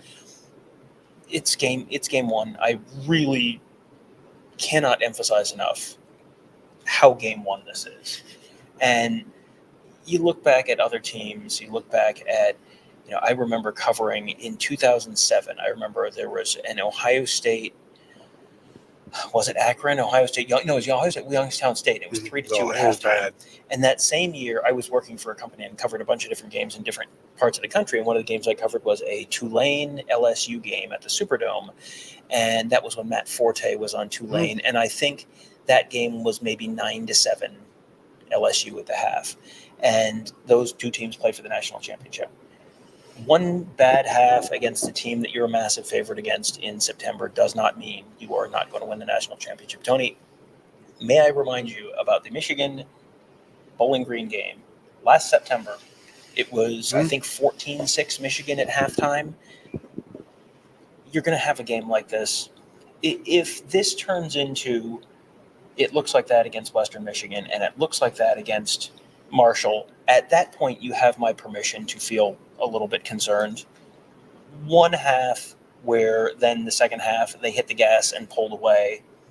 I don't look at that as, boy, there are huge concerns here. Are they absolutely 100% perfectly locked in and ready to play for the national championship in every spot? No. It was probably good they didn't have Georgia on the schedule. But Georgia's not on the schedule until sometime in January. Yeah. So, they'll get there. Now they have to worry about Western Michigan. As an aside, Davis Warren, 4 for 5 for 21 yards with an interception so far. Michigan winning 7-0. A little like 3-yard passing touchdown. So the running game, because this was also a slow start, and I think we can put some of that on the offensive line as well. You had Austin Searveld at left guard because Donovan Jackson was out, and this was Seth McLaughlin's first game as a Buckeye, and it's just a different. He's been the center all along, but still, it's another debut for several guys or a couple of guys in there, and it did take them a little bit. Quinshon Judkins looked like it took him a little bit to get going, but also then you can tell he's a guy that give me more, and things are going to start happening. 13 carries in this one. So, there is no more. It's like you got, maybe we'll give you this one series and you might get 4 or 5 carries out of it. So you better do what you can with it, especially in a game like this. Travion Henderson, 8 for 65. I think maybe the most impressive part of this, his long carry was 21 yards. He averaged 8 yards a carry. Like, that is consistent. And he had a couple that almost went, and frankly, so did Quinshon Judkins, like a 13-yarder that was close to going, and maybe some sustained blocks, a little bit more would get those. But I think those two obviously are going to be fine. 4.2 yards per carry for Quinshon Judkins doesn't really concern me at this point because he's got a track record. I did like James Peoples again. We continue to see him, had a nice touchdown run. 33 carries for 170 yards overall, 5.2 yards per carry. You would have liked to have seen them go over 200 for sure. It is interesting, though. Ohio State had 39 total plays through 3 quarters. Yeah. They finished with like 64.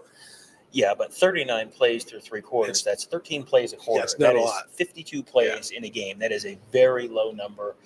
And that has sort of been the trend nationally. So I think you may, to some degree, need to recalibrate your expectations on what is an acceptable score, or the type of score that, well, you should just be able to go up and down the field on this team. You should be able to score 70 points. Now maybe that's, if you go up and down on the field against a team, maybe that's now not 70, it's maybe 63. And it's like, well, then just tell the defense to get off the field, But Akron had the ball for 34 minutes and 3 seconds. They had 177 total yards. They didn't have great drives.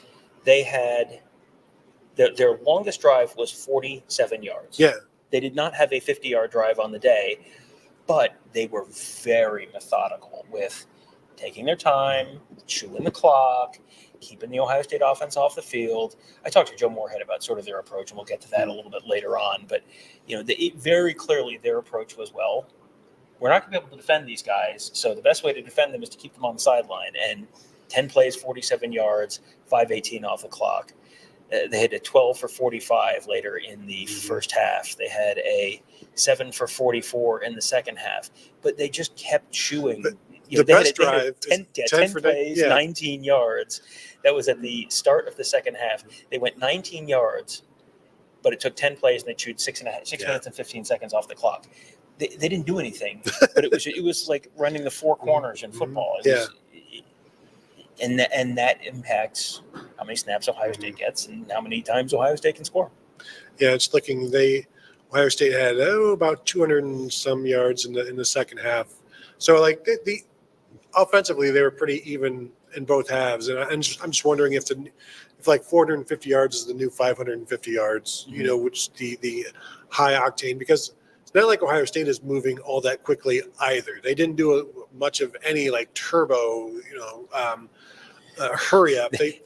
They did at one point, and the photographer next to me, hi Mike, hi Michael, Mike. He goes by either one, but my buddy Mike, sitting next to me, and Ohio State runs a couple plays at up tempo. He goes, an Akron player is about to get hurt. Just watch. And immediately, in the next play, one of the defensive linemen, my goiter, and then tempo slows down, and then it's. That is just something that is part of football now, for better or for worse. Defensively for the Buckeyes, Caleb Downs, a career low 2 tackles in a game. Buyer's remorse, Tom, or no, just give him another chance? His previous career low was 4 tackles. He did that twice. But the thing is, when you've got a lot of guys around you, you're not going to get all of the tackles. And we knew that he certainly wasn't going to hit that. I don't think he's going to hit the 107 tackles he had last year, but Lathan Ransom was very, very good. There were too many missed tackles overall today, but then again, you go back and look, it's 170 some yards, 2.8 yards per play. It could have been even better. Yeah, you're going to face better skill talent, and sometimes that one missed tackle turns a 4-yard gain into a 60-yard gain. This turned a 4-yard gain into an 8-yard gain, kind of thing. A lot, but I did not have as I've said before. I'm down on the sidelines, sitting behind the end zone, so I don't necessarily have a great view of all of the stuff. Was it just sort of broadly missed tackles, or were there certain guys who were missing tackles, or was it? Well, and maybe CJ Hicks maybe overran some, but like I don't think anybody was perfect because Caleb Downs missed a tackle. I saw, I know a lot of people were raving about Arvell Reese. He missed a tackle. Like nobody was perfect in this, but Denzel Burke missed a tackle on a play where Caleb Downs was kind of going towards the line of scrimmage, which could be a danger zone for another opponent. But I think it's you get those missed tackles, you realize I'm not all that just yet, and that continues to fire you up and focus you and build you towards next week. And as you said, the improvement from week 1 to week 2 for young guys, for old guys, there's going to be a lot to correct here, and you still only give up 6 points. And watching and outscored the opponent. And you did it. Hey, imagine predicting that. That would be pretty bold. I can't imagine it. Pretty bold. One thing I did think a couple times watching this game was, boy, this defense sure does look better with Lathan Ransom back there in the back. Yes. There's so much conversation about Caleb Downs, and rightfully so. Caleb Downs is going to be a hugely impactful player on this team. Lathan Ransom is one of those guys who, it's not like Ohio State fans don't know who he is. He's respected. He's credited for being a good player on the back end of the defense.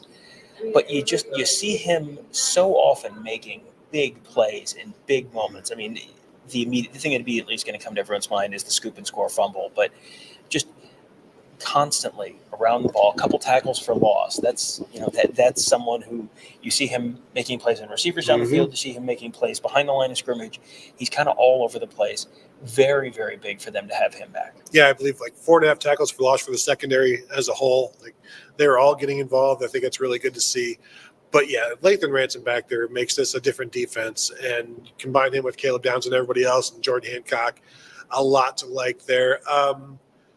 Arvell Reese was, Sonny Styles got the start at middle linebacker, but Arvell Reese came in. He did not look out of place. They're gaining yards with a lot of these swing passes and stuff, and he showed the athleticism and the ability to cover the same ground as those running backs, and I thought that was pretty impressive. I think they're deeper now there than they've been, and we did wonder like who was going to be in for Cody Simon.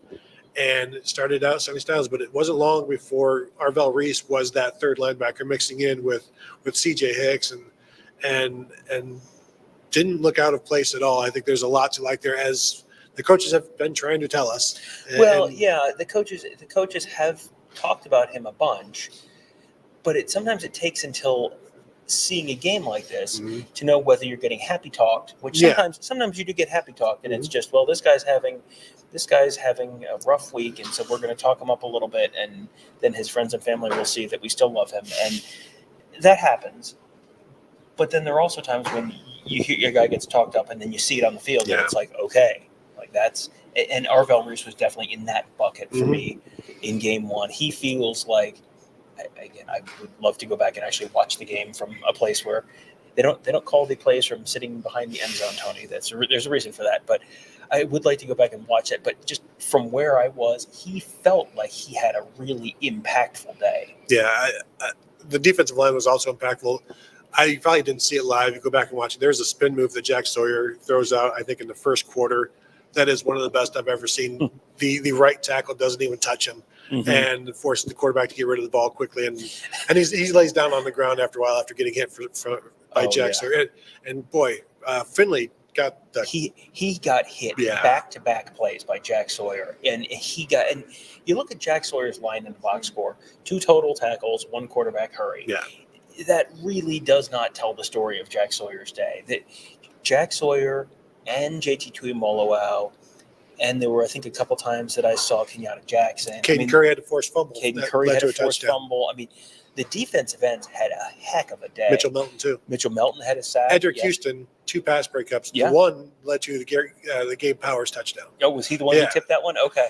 Yeah, I saw the first one because I couldn't tell who long arms. He does, yeah. And he's you see him out there, and it's he's another guy where you've heard like, coming along nicely.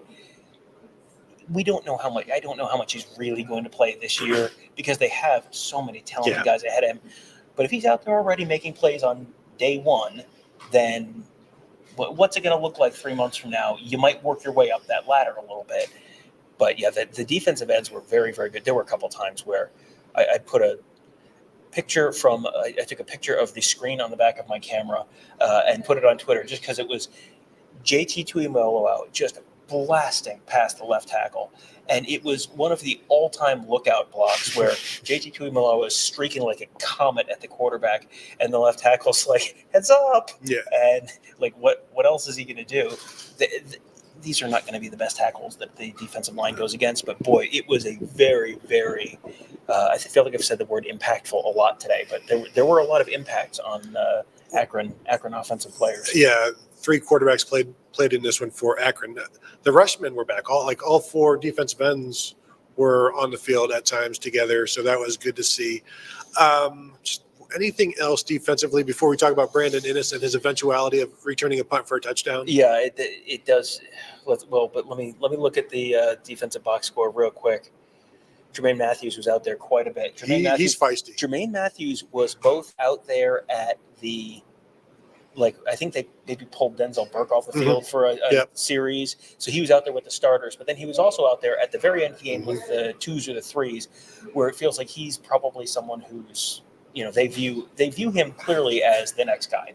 That's not a big surprise, but he feels like he's someone they can just kind of put out there. Aaron Scott was out there. You saw a bunch of guys who we've heard the encouraging things about. To see them out there is okay. Yes, they really mean it when they're saying this stuff. Lorenzo Styles, I believe, was the number 2 nickel in there, which tells me that they like Jermaine Matthews is back to corner strictly, or not strictly, but for now. Jalen McClain got time there at the end, and Malik Hartford did as well. Hero Canoe had a nice play down in the middle there. Anything else defensively before we? I think we're good. Because Ryan Day said it, and I would agree with him that the return game, kickoff and punt return, looks better than it has in a while. And it's like, why? What did you make any changes? Was there anything new that you've done with the special teams at all? Why the big change? Anything noticeable? Did you want to tell us something? Yeah, it did. There was the one punt that Innes caught kind of on the run, or it looked like did it bounce maybe? He caught it like it just looked like the Akron coverage team just kind of let up for a second, and then he caught it on the run. And I'm just looking through my camera lens, and my brain just kind of went like all the sirens went off, and I said out loud, "Uh-oh!" Like you could see this about to happen, and he ended up getting tackled. But you could see it happening. There was another long one, very deep down in the south end of the stadium, where he had a punt return, I think, where he had another one where he just has that burst, and it's like one guy away, 2 guys away, and he can make guys miss, and he can go side to side, but also he doesn't lose yards while he's doing it. But I wonder what they'll talk to him about, because the 36-yard punt return he had, he took it back to the 4. Like he fielded another one inside like the 5. Yeah. But he had 4 returns for 60 yards. Do you know how many yards and punt returns they had all season last year, Ohio State? I do know this because I looked it up for bold predictions and didn't do anything with it. But I think, wasn't it 120 or something? 75. 75, okay. 17 for 75. So they've basically just about equaled that. And it looks, it's Akron. It's one game. But he certainly looks like he is enjoying that piece of it. And it seems like it's a matter of time. Something else that seemed like a matter of time was that we were going to get to see Nick McClarty, but that was, Ryan Day said that Joe McGuire had the better week. Yeah. Okay. I mean, it's an Australian punter. by a lot. It's an Australian punter, so it's fine. I mean, if he's not from America, it's fine. Yeah. They have multiple good options. Yeah. I did see, he was not introduced, but I did see Cameron Johnston coming down the tunnel. So there were actually 3 Australian punters from Ohio State. Is that too much Australian punting? Never too much. Okay. All right. Never enough. I think we've covered anything else that you want to talk about with us before we start getting to questions and super chats and interviews. Okay. Yeah, let's not keep the folks waiting, especially the super chat folks. Dave K says, I know Negative Tom was dying to drop it. JJ Smith is a bust hot take after the first drive. Shame on you, Tom. Man, I did think about putting out something that, this is the guy. It was one of those things where it's like, 10 years ago, I absolutely would put out an extremely sarcastic tweet. And then I was like, someone will take this seriously. So I didn't. And am I the hero of this story? No. Growing, maturing? No. You want a cookie? Agree. Yes. coming of age story. That's right. But I will tell you, there was in jest, people joking about it in the press box, like, Oh yeah. Well, bust. And that's A penalty and you drop a pass, like Mhm. back to back. Like, come on, get this guy off the field. yeah. It was one of those things where I'm sure as much as he has it together and as much as he has this mature approach and is very focused, I'm sure his eyes were probably as big as dinner plates when he probably saw the same thing you did, which is all I have to do is catch this ball and start running, and I'm going to have a touchdown on my first play, and then oops, didn't look it in, and that's it. And you have a penalty on the next play.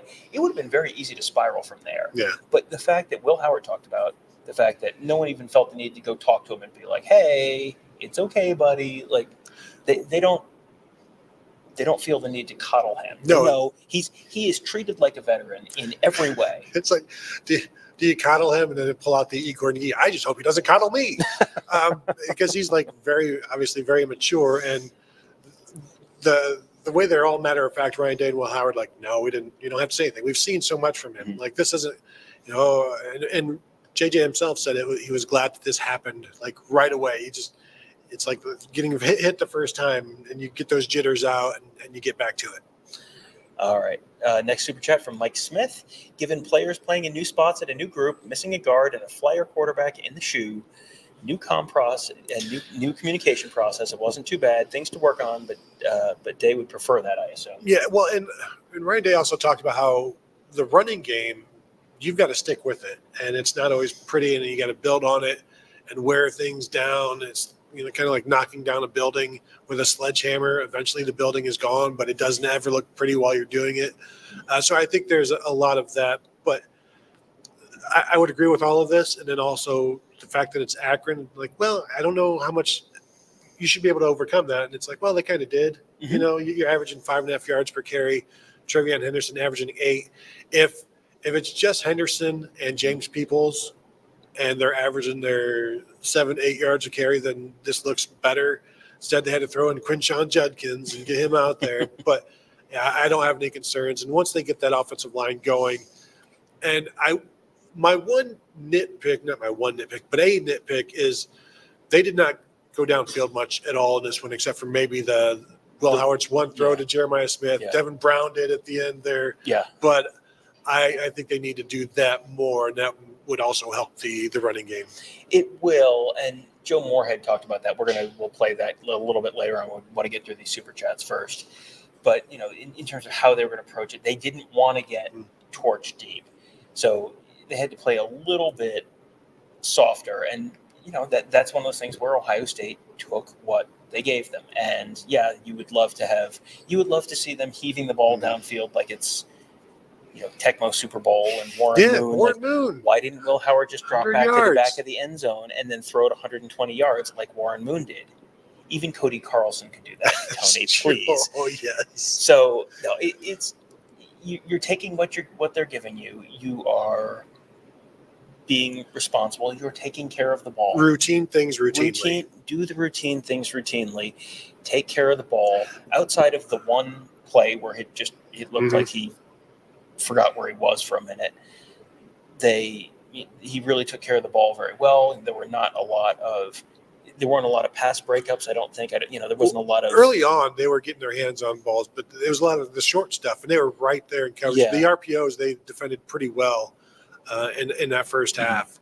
But you look at his numbers, like I said, 17 for 28, 228 yards. Like this is almost the very definition of routine things routinely. Just get the ball.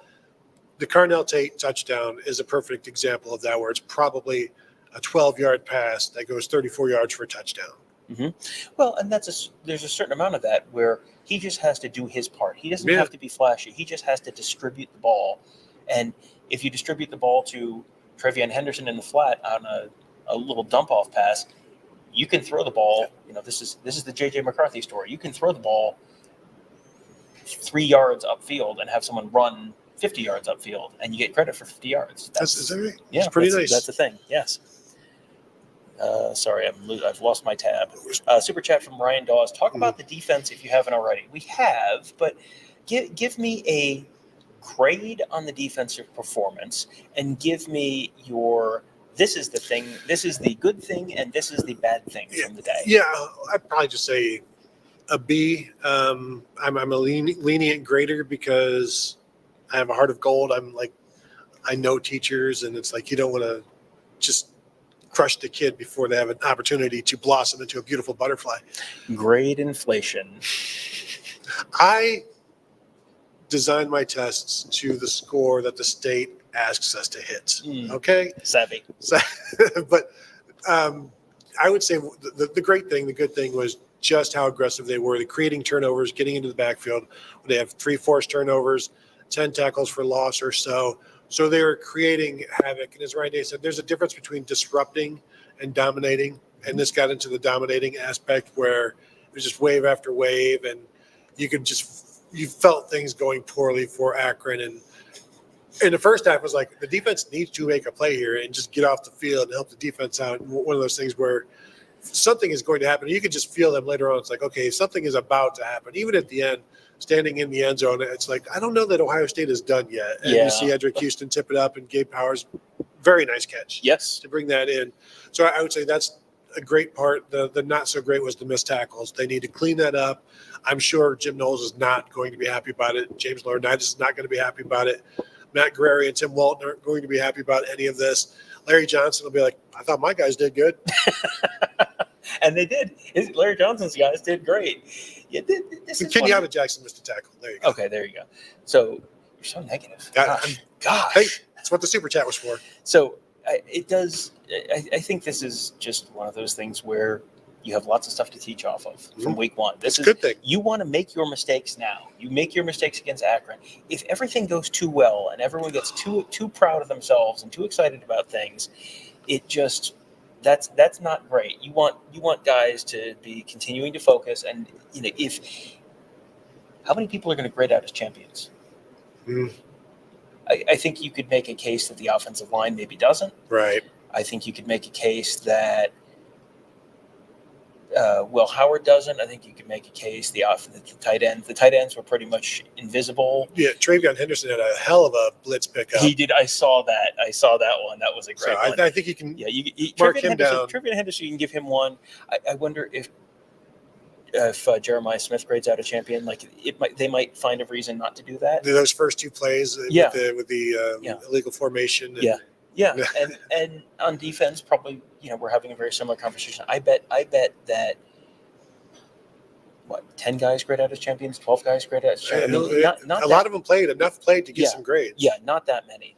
Now this is the greatest thing I've ever seen. Fort Wayne Buckeye super chat. Speaking of bold, number 17, Carnell Tate had a 34-yard touchdown catch. I mean, that's no, tremendous. That would have if you're a bold predictions listener and viewer, like this is the greatest Ohio State touchdown in history. I didn't realize it until just now. I had no idea that this is. Well, don't cut that. Don't clip that. Today showed how much Lathan Ransom was missed at the end of last season. For sure. Strong agree there. He's one of those guys who was just. I always call Ty Hamilton the most underappreciated player on the team. I think Lathan Ransom is in that conversation now. Yeah, well, and I tweeted this out. Everybody talked about Caleb Downs. That's all we can talk about. All Caleb Downs can talk about is Lathan Ransom. The times we've talked to him, it's like, no, let's talk about Lathan Ransom because that guy's legit. And he's played all over in safety, all 3 safety spots in his time at Ohio State, but he sure looks really, really comfortable flying around and just continues to make plays. And he's playing exactly what you would hope. This is the best ball that, and again, it's Akron, but he's doing everything that you would hope that position does. And they know they can ask him to do so much more than most guys. Yeah. He is he's that veteran presence where he can be sort of in charge if he needs to be, but it's like the soft factor stuff like that, but also the hard factor stuff like tackling people real hard. Like he does that pretty well too. Super chat from Mike Farino. Not sure if you guys have talked about Sawyer yet, but he picked up where he left off, made the first quarterback throw the ball early multiple times after he'd hit him a few times. Yeah, There were 2 back-to-back plays where he hit the quarterback, and he didn't get a sack on either one, but he hit the quarterback on the first one, and the guy got up real slowly. And then he hit the quarterback again, and then the guy didn't get up. And they were clean hits. He was there very, very close to on time. Very, very close to getting there in time to make a sack or hit his arm and cause a tipped pass or something like that. You can see him. He picked up right where he left off is exactly the right way to say it, because he was so impactful at the end of last season, and then game 1 just immediately boom, right back to it. And it was good to see so many different defensive ends. They were rotating their top 4 out there a lot, and so he's going to be fresh throughout the course of however many quarters he's going to play. And man, this is as explosive as I've seen him in some of just these individual moves. And as I said at the start of the show, go check out that spin move early on. And I think it's in the first quarter when he knocks that quarterback Finley down for the first time. And I don't think he was ever right after that. No, it was a little like the Corby Jones hit in the Missouri game in 1997, where Missouri's kind of hanging around and being kind of a pain in the butt, and Corby Jones, and then who's the Missouri quarterback, was a big part of that with his legs. And then Andy Katzenmoyer just paved him. I mean, you've seen the hit. Very rude. But from that moment on, that was the guy. That was the game. That hit, and that was the game. And as soon as the quarterback went out with that second hit, it really, Joe Morehead said, we had to get away from our 2 quarterback system, and that really it was working. And then when they had to get away from it, then it stopped working. Yeah, at that point, they were only allowed to get 1 quarterback killed. Yes. Instead of both of them. Yeah, well, it was just the way he got hit twice in a row and was kind of carried off the field. I could just see the quarterbacks on the sideline just kind of going, not it. Why not you? Just slink back in the background. Your turn? Yeah. Mike Smith says, off topic, but we need you 2 in full pads, number 17 and number 34, not players. Eye black and all. Subscribe to Buckeye Huddle if you haven't already. That is a strong recommendation. I agree with most of that statement. Which one of us would be 17 and which one of us would be 34? I absolutely know the answer. I'm going to see if you get it correct. I grew up a Walter Payton fan, a Bears fan, so I would request 34 for sweetness' sake. Also, I wore kangaroos as a kid. I also had a Walter Payton jacket. So you, of course, grew up and you had a Jalen Marshall jacket. Keith Hernandez. So that's right. Yes, there you go. Keith Hernandez is arguably the second best National League first baseman to wear number 17 of all time, behind Mark Grace, who is basically Keith Hernandez is the mustached version of Mark Grace. Arizona Diamondbacks legend, Mark Grace. Mike Smith says, for the bold prediction thumbnail. Do we have a good bold prediction thumbnail this week? I don't know. I will try to come up with something. Right. I will buy Photoshop with that $1.99. Sorry. That's what he wanted. That's what he wanted us. He wanted us in Photoshop into the jerseys for the bold prediction thumbnail. I would, if we put, yeah. I don't hate it. This feels like something you might be able to sick AI on and get. Would you like us in the knocker balls as well? Yes, Kevin says yes. Thank you, Kevin. Dynamite drop it. It's just me. Tim says pick the MVP of the game. MVP of the game. Defensively, it's going to be difficult not to go with Lathan Ransom. Tyleik Williams, 7 tackles, chasing screens all the way to the sideline, getting into the backfield. He continues to be fun to watch. But I might go with Lathan Ransom. Honorable mention to Arvell Reese just for getting in there and making some noise. Offensively, Tom, fine. I will take. I'll just take a freshman. We'll do like the freshman MVP of the game, and you can pick the rest. So it'll be like the freshman All-American team. Yeah, okay. I will take Jeremiah Smith. All right. I think he arguably had an impactful day, and arguably I was a little concerned that if he did not have a good day, we were going to hear about the fact that the irresponsible media had been gassing up this poor kid and how stupid we are. And nobody was happier than we were. No, not happy, just relieved. Yes, relieved, yeah. Kind of like Ryan Day after a win over Michigan. Are you happy or are you relieved? I was relieved. My offensive MVP of the non-freshman, Travion. Because he was effective catching the ball, running the ball. Looks like if you give him if he had 20 carries in this game, he's going for about 170, 180 yards because there's going to be a long one in there as well. Well, you watch Travion Henderson on a day like today, and you go, oh, yeah, that's what he looks like when he's healthy. Because he was banged up a bunch last year, and when he's banged up, he doesn't quite look like himself. And then when you see him when he looks healthy, you go, oh, yeah, that's what Travion Henderson looks like. He makes these incredible plays. He makes these huge plays all the time. Made some dudes miss, was making some cuts in there. So it wasn't just about hitting the hole and reaching the seam because he's fast. He was making guys miss in there as well. So good to see there. Mike, super chat from Mike Farino says, off topic, Donovan Edwards. I had to think for a second. Donovan Edwards, NCAA cover athlete, Michigan running back 2. Cal Mullings, 9 carries for 32 yards. Donovan Edwards, 5 carries for 3 yards. Yeah, that's not great. But I know there's a disappointing season didn't keep him off the cover of the video game this year. So he why would averaged he do it next year? 4 yards a carry almost last year. Like this is not new news. He's had similar games, but I think we said it at the time, like that's a lot of hype for somebody who has had some good games, but at the right moment. Right, exactly. He's the guy who he's Francisco Cabrera, where he hasn't done much, but when he's done, he's really made it count. He had the 2 long runs against Ohio State at the end of the 2022 game, and he'd done almost nothing before that, but that's all anyone remembers. He had the couple, 1 or 2 long touchdowns in the national championship game. He didn't do much other than that, but that's all anyone remembers. It is just do it in the big moment, and people will remember that. Yep.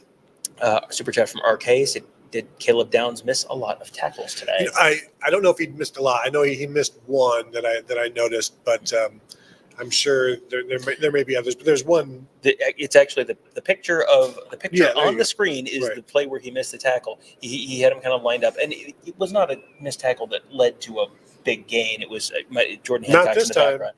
Jordan Hancock's in the background there. I think he might have been the one who cleaned it up. But it was, he was in the spot and just didn't get the guy to the ground. And yeah, it happens. Yep. Are we good with super chats now? We have Mike Carino apologizing for the names. Oh yeah, no, we don't ever do that again. We can between the two of us, we can generally work it through. It's been a long day. Our brains are not working at 100%, but between the two of us, we have. Can I tell you? It's like pulling old batteries out of the drawer. It's like, well, they're not full, but maybe this will be enough to get the flashlight to turn on. Put this one on your tongue, sir. That is a D battery. It's not going to do anything. All right. So let's real quick go to Joe Morehead, Akron head coach. I was over there. Tony and Kevin were over in here doing the Ohio State postgame. Joe Morehead had some really interesting stuff to say. He, of course, was the former head coach he was an offensive coordinator at Penn State during the Deep State years with Trace McSorley. He was the head coach at Mississippi State for a couple of years. He was an offensive coordinator at Oregon when Oregon came to Columbus and won back in 2021. Really ate Kerry Combs' lunch that day. So he's someone who has been around. He is not just a guy who coaches at the lower levels of the MAC. He is a guy who's been around and has some interesting perspectives on things. So he was asked a couple things. You're going to hear 3 questions. The first one is after the first answer, you'll hear me ask a couple of questions. It's sort of from the back of the room. The first one's about Jeremiah Smith. The second one's about sort of how do you figure out what you're going to defend against a team like this. But the first question you're going to hear was just basically, what did you learn today?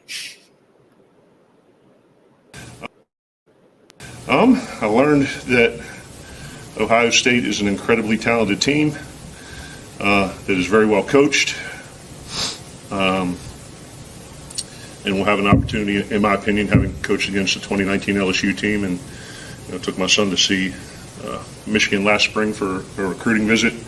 So I know what a team that can play for the national championship looks like, and this looks like a team that can play for the national championship. That's what I learned about Ohio State. What I learned about our guys is, when you put this kind of game on the schedule, there's you understand what you're getting into. So I didn't, blow smoke up their tails, and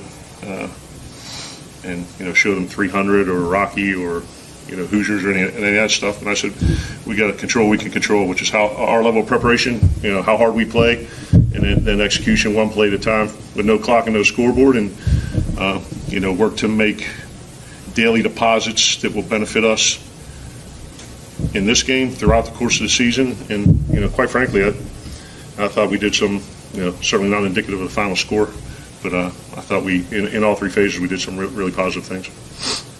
Joe, what did you know about Jeremiah Smith coming into this game, and what did you maybe find out about Jeremiah Smith today? We follow each other on Twitter, which is cool. So I think it might have been, I don't know where I would have been, certainly when I wasn't here, but he's as advertised, and we recruited him when I was at Oregon, and then the Tate kid. So it's just an embarrassment of riches. Everywhere you look, there's a guy that can catch it and break a tackle and score, or a guy that can run by it, and a guy who can throw him the ball, and a line that can protect. So to see that kid play in person after all the kind of pomp and circumstance leading up to it, he lived up to the billing. When you're facing a team like that has running backs like they do, and wide receivers like they do, how do you? It's sort of a pick your poison sort of approach. You guys played a fantastic half of defense and held them to 17 points. So how do you go about picking your poison in a situation like that, where you can't double all the receivers and also have 8 guys in line? Yeah, I think the key thing is you got to try to keep it inside and in front, right? Whether it's a handoff or for a throw, and that the biggest determining factor in the outcome of football games are explosive play margin, turnover margin, and then it's third downs and red zones. So our whole thing with our defense is we wanted to put enough people at the box where they didn't just run it down our throat, but at the same time, mix up the looks with base and pressure, and then play soft enough coverage where we were going to force them to throw it probably a little shorter than they intended and try to get them on the ground. Because you're not going to. Like if you say, well, we're going to come out, we're going to completely stop them. You're delusional and kidding yourself. Really enjoyed listening to Joe Morehead talk about stuff. Sometimes you get those coaches who are in the other thing, and they're just kind of mad. It's like, well, I don't know why anyone did this to us. Why would you? This is stupid. And I think he's someone who has just sort of been around. He knows how the world works. Has a pretty good sense of humor as well. Talked about we follow each other on Twitter. So, humble brag. Yeah, very no nice. kidding. Wow. Very nice. But I did the fact if he didn't pick it up, he did recruit Jeremiah Smith when he was at Oregon a few years ago. That's how long Jeremiah Smith has sort of been a name nationally. Well, it is with aside from the Jeremiah Smith stuff, the Joe Morehead thing. He has given Ohio State fits in the past. So I was impressed. All of the different things that he tried, the Ohio State defense was able to, the trick plays didn't go very far. So that's another credit to the defense. But it is fascinating to watch head coaches talk about Jeremiah Smith. And, Ryan Day did the same thing now. He's like, sometimes he doesn't look human, but he is. It's like, I can assure you, totally human. Ryan Day, poor mouthing Jeremiah Smith again. Yeah. That guy, he's just human. He's only human. But then you see the same thing from Joe Morehead. It's like, yeah, the guy's as advertised. And the thing is, he's been really advertised. So, like, when you're living up to that kind of billing, you just see the respect that the coaches have. But they've known this. Like, this isn't a surprise to anybody who recruited him, anybody who studied him, anybody who scouted him, and hasn't been a surprise to anybody at Ohio State. No, the only thing that's a surprise is it took a while because we would see it and we go, oh, wow. And then you see it the next day, you go, oh, wow. And you see it the next day, you go, oh, wow. And at some point you'd stop, he had a quiet spring game and you went, oh, wow. Yeah. What? The inflation has changed. What happened to that kid? Maybe Ryan Day is right. Maybe he is human. Yeah. There will at some point this year. I mean, you go through Marvin Harrison's game-by-game log, and he had games where he had 5 catches for 27 yards or whatever it is. It happens. Like, you're going to have games like that. Some teams are going to decide, we are going to take this person away. Yeah, okay, here's Marvin Harrison's game log. Opening game last year, 2 catches, 18 yards for Marvin Harrison at Indiana. So there will at some point be a game where he has a quiet day. That does not mean that he is broken forever. It does not mean he's as bad as Marvin Harrison. That's your opinion. It's not. I always say one of my favorite things about college football is the new stars every year, the changeover. And so Ohio State fans now have another new star that should be here for 3 years. And that's a lot to look forward to. Yeah, it's it's something that, if unless the NFL changes its rule, he should be here for 3 years. So I think he is off to a good enough start that he should remain probably relatively happy with his role and the offense around him and supporting cast and the coaching he's receiving. So you talk about, you use the phrase "sky's the limit" a lot. Feels like the sky's the limit here. Yeah, it's like, what would he do? Not everything. There are certain things he does. You're like, that's amazing, but it's like, I expect that. Like Right. this does not surprise me because we've been hearing about it. And Will Howard talking about it. We can go to that here. Talking about Jeremiah Smith and the just playing with him and what they expect from him. The way he is, just the maturity that he has come in, and they don't have to correct him on stuff. Just you throw him the ball. If his press coverage, just throw it to him. He's open. Will Howard talking about that. And also just talking about his first game at Ohio State, what it's like to play here at Ohio State and what it's like to be part of this team. So check that out. Yeah, we one of our goals in this game was to play clean, and I feel like we didn't really do that in the first half. But at the end of the day, we just kind of had to get together and say, settle down. Just play our game. Don't think about it too much. Don't let the fact that it's maybe our first time playing the shoe, like, just got to settle in, and play football. And I think we did a good job of that in the second half. But we definitely need to work on starting a little faster, starting a little better, and not having those mistakes that we had in the first half. Me personally, included in that. And I mean, we built off it, and we came out in the second half and guns a-blazing and did really well. And obviously, a win is a win, and when you win by as much as we did, like, it's good, and I'm happy that we won. But there's still a lot of stuff to clean up. Steve Hellwagen, 24/7 Sports.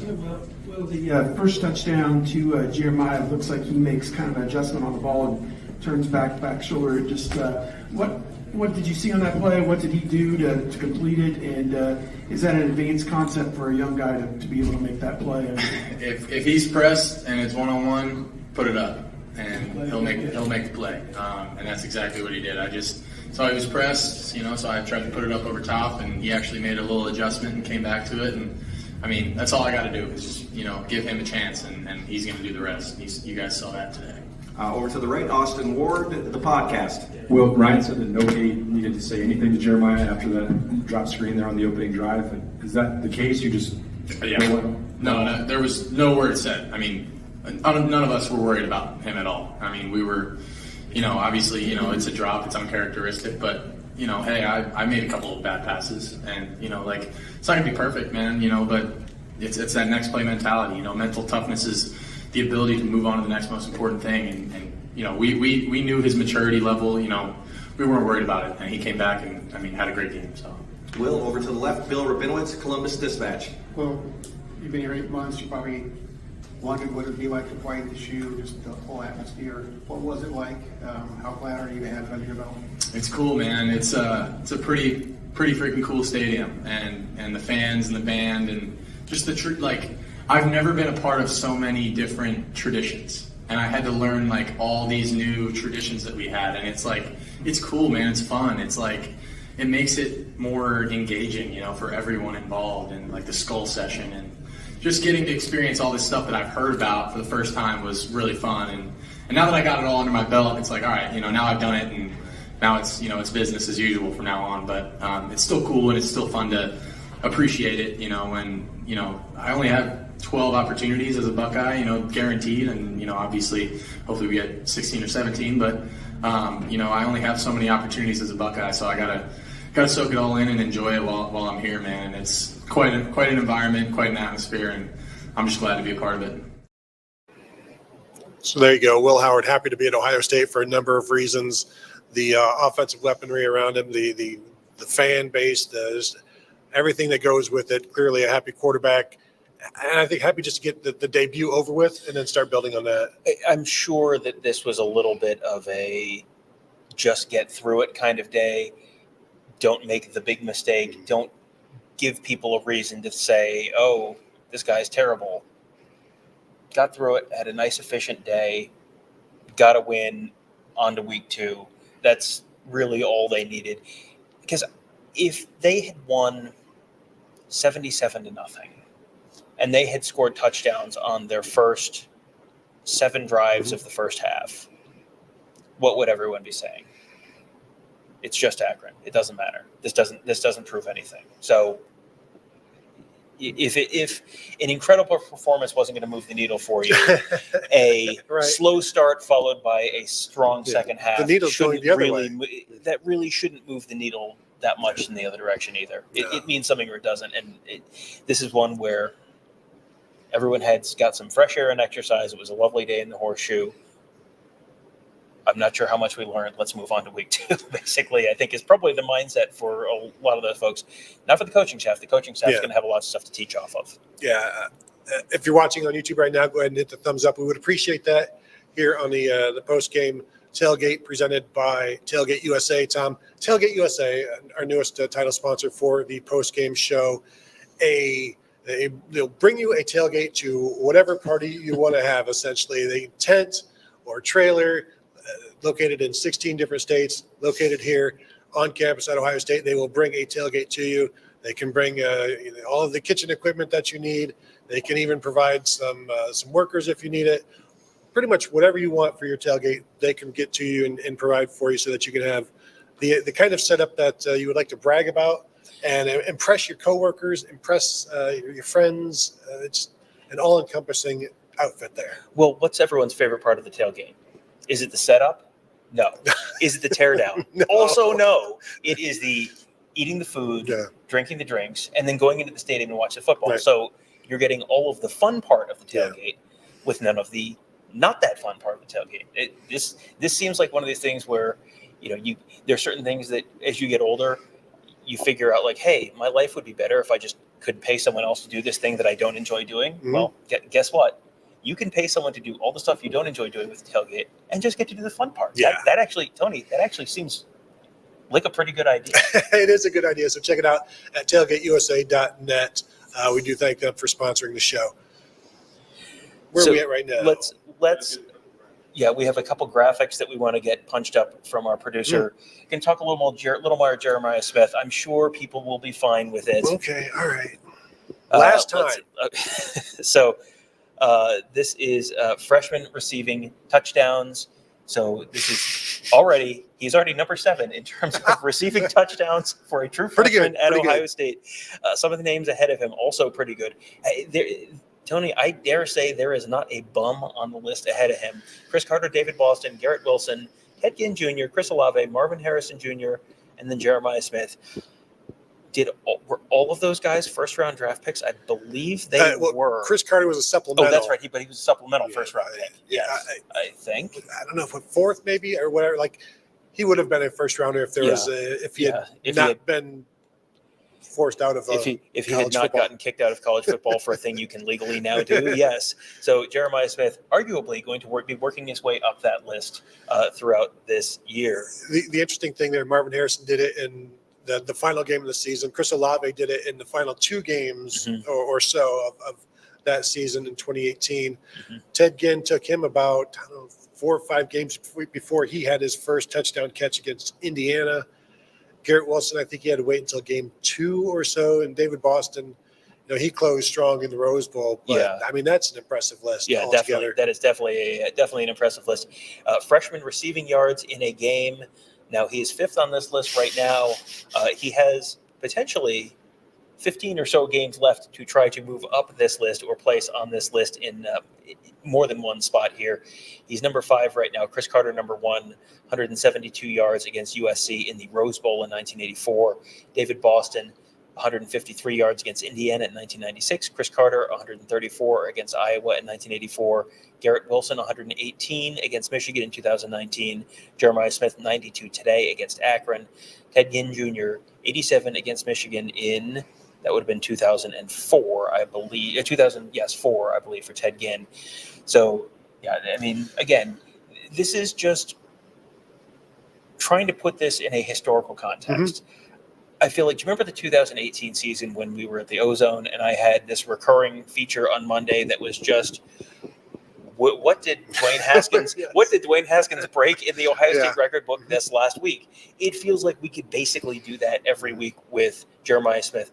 which Ohio State freshman receiving records did Jeremiah Smith break this week? And then when we get towards the end of the season, maybe we will be able to remove the word freshman from that conversation. Yeah, well, and here's another question for you. The career touchdown receptions record at Ohio State is 35. So at what over? No, well, when he caught his first touchdown, I tweeted the first of about 50. Mm-hmm. Now, at what point in September of his junior season will that 35 be broken? Because that's about where I'm thinking it could happen. That's yeah, and lot, here is that first touchdown catch. He had the decency to do it directly in front of me and make it real easy for me. This is a classic Jeremiah Smith thing where, hey, there's a defender right there. Boy, and he just went up over him and just caught it and brought it down, easy peasy, no problem. He just makes it look so easy. He makes it look so routine. It's just amazing. Well, and it's like he's open without being open, because we haven't really seen him get open, and it's in terms of, like, we've talked about it before, like Ted Ginn would be like 10 yards beyond anybody. Like, you're not seeing that with him just yet. You will, but the fact that there's guys on him, that 42-yarder, 44-yarder, whatever, he had a defender on him. He just, like, ducked around him and pulled it in at the 2-yard line. Ridiculous. Super chat from Hardy Jen said Joe Morehead should be charged for accessory to murder. That QB has Jack was here tattooed on his chest. Yeah, that's one of those situations where they did what they could. They got the ball out real quick, as often as it could. It was not going to be, it did not catch Joe Morehead or that coaching staff by surprise that the tackles were not going to hold up against the Ohio State rush ends. They did what they could, but also the one where he got there the first time, he got there so quickly. It was they were getting the ball out quick, and it was still not quick enough. Yeah, I'm thinking Ben Finley is like, I transferred here for this, because been at North Carolina State, been at Cal, and now comes to Akron, and immediately he's like, I get Ohio State, and then fortunately, or unfortunately, he didn't get them for long. We do have a quick shot of the Carnell Tate touchdown as well, or a couple shots of the Carnell Tate touchdown. Go ahead and punch those up. That was another one where, this was the play right before the Carnell Tate touchdown. I saw that and I thought, well, boy, that's too bad. That's going to be the best picture I have of Carnell Tate all day, and he's getting flipped upside down. And then 2 plays later, Tony, there he is. There's on the right-hand side of that picture, you can see a guy's arm out of focus because he's much closer. That guy, I looked at him, I'm like, well, he's in position, so he'll get there. And then this is the one where Carnell Tate just kind of did the little yoink and just hit the little L1 button. And there's no reason not to have, there's no angle to lose on this play. Yeah. But yeah, Carnell Tate shows that he can also do run after the catch. Yeah. There was no, 41's not going to get there, and you can already see the angst, the anguish. There was a lot of, this is going to look good on a film if I keep running all the way down to the end zone. So effort points. Mozart's Ghost says ESPN really wants people to dislike us because we paid our seniors to come back. LOL.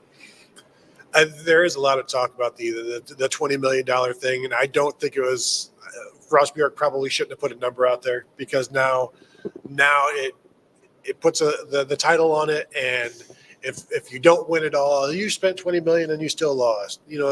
That's you can tell, like, Ryan Day is annoyed by the thought that they're only here for the money, and it's like, no, they're here to beat Michigan, win a Big Ten, win a national championship, and they're also being rewarded for coming back. Right. Well, I think there's a certain amount of this where the mindset is trapped in the pre-NIL mindset. Yeah, for sure. How many of those players do you think are a net drain on Ohio State of the seniors who have come back? I'm going to go ahead and say 0. I'm going to say all of them are probably going to generate more revenue for the football program than they will take in NIL. So I think there's a certain amount of old mindset that goes into this. Also, no one has been griping about this louder than Michigan. Tony, what was Michigan's NIL collective mission after the 2022 season? Was it to bring their seniors back for one more year? And was the NIL collective the one that did that? Really? And then did they bring in transfer portal offensive linemen multiple times, Remington Award winners, and really? Wow. Yes. Kevin says bad. I don't know. This is how college football is now. This is how Do you think Georgia is playing? Every Georgia player is playing there for nothing but the joy of getting speeding tickets and winning football games. Right. I think there's probably some NIL happening there too. Yeah, that's the other thing. There's only one team that has a number put to it, so then it's almost implied that everybody else is at 0. Right, or like maybe somebody's at 18, maybe somebody else is at 22, but you only have one number out there, and it's like so they must be outspending everybody else and. By not just outspending, but by a lot. Yeah. And I don't know how true that would be. But I also will say, sorry, Tom, there are more seniors that came back for this team than probably any other team. So, like, that alone is going to cost NIL money. Sure. And how many of them would be making more in the NFL this year than they are making at Ohio State this year? Yeah. Probably a number of them. Now, that doesn't mean that we're going to be Pollyannas about this and say it's just because you have a chance to, with a good season this year, earn more money in the NFL than you would have this year. Denzel Burke said that. Denzel Burke said that. Like, that's part of the process as well. But it's not, this is not purely I'm going for the most money I can possibly get. That's not what this is either. So, and I also think had Ohio State beaten Michigan last year, not all of these guys come back. Probably not. So, like, that is also a thing. Yeah. That's a factor in this. Jake D says, why were people slipping all over the field, all over the turf today? That concerns me too. It did rain a little bit. It didn't rain hard, but it was just, there was a little bit of just sort of sprinkle here and there. It never really truly rained, but the turf was a little wet. And I think the Travion Henderson slip came right after that little bit of rain. So I think it might have just been wet turf in at least some cases. But, you do see guys slipping on turf a decent amount. Well, also better to slip than to stick. Correct. So I think there's some of that. Yeah. Oh, yeah. They might be using shorter cleats in order to not stick and have someone blow out a knee. Jake D thinks Fryer looked the worst of anyone on the line. I have no real thoughts on this. Yeah. So I know I saw early on in the game Austin Searveld had some issues, but this is the first time he's played. He didn't play at all. He is the guy who's filling in for Donovan Jackson, and he has come a long way. There's a reason he's not the starter this year, but if you're at the point where they feel they can put you on the field, that's great. Because Carson Hinsman was healthy today. You saw him snapping at the end of the game. So he was healthy. He was out there. But they felt like Austin Searveld was the better option. That's good. And he's going to – this is his first, as you said, first game action. How quickly do you think he's going to improve if he gets another start or two? Probably he's going to – in a couple weeks, he's probably going to be significantly better than he is right now. I'm interested to we'll do a rewatch, of course, and because when all of this stuff is going on, it's hard to focus on that. But I will be interested to see Josh Fryer, see how things went there, because if you're the Ohio State tackles, you can't struggle against the Akron defensive ends in the pass rush. So I will let everybody know whether Josh Fryer had a good game or a bad game. I, at this point, have no opinion because that was not what I was watching from where I was watching. Mike Ferguson says, Tom is the reason that they closed Heinegate. Changed my mind. Well, I'm going to tell you something. This is 100% factual. My sister-in-law, when she was a student at Ohio State, did live in the Lane Avenue dorm, which was something that they when the Holiday Inn closed, I think that's when Heinegate went away, when they turned it into a dorm. So housing my sister-in-law several years later probably did, this is one of these small domino, big domino things. And then the biggest domino is Mike asked this question right now, and I feel extremely owned because I have no response. The Heinegate effect. The flapping of the wings causes a hurricane to make us lose Heinegate. And now people don't have anywhere to drink on campus. Well, Tony, what about if they have their own tailgate? That would be fantastic. Tony, what if I don't want to set up my tailgate? And what if I don't want to tear down my tailgate? Yeah. What then? That's when you go to tailgateusa.net. Check them out online, give them a call as well, and say, hey, I'd like a tailgate right here this time. Let's get it scheduled. Come on out. I would like a tent. And you know what? I would also like a trailer. I would like a trailer next to my tent. I want the entire setup. I've got 48 people, and they're like, is that all you've got? Because you could have more. And so they will get you all set up for that. And just Just bring your meats, your cheeses, your drinks, whatever you pleases, and they will take care of you. We promise. So give them a look. We would appreciate it. They are supporting us. We would ask that you support them as well. So, are we good? I think we're good on questions. All right, we are all set. Thank you all so much for joining us this entire time. You got to see the game. You got to see Ryan Day, Jeremiah Smith. Fantastic that they brought him out with in the middle podium as well after the game. Ryan Day, then Jeremiah Smith, then some quarterback. So it gives you the pecking order of the star power at Ohio State. So thank you all for tuning in.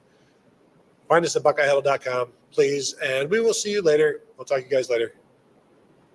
Goodbye.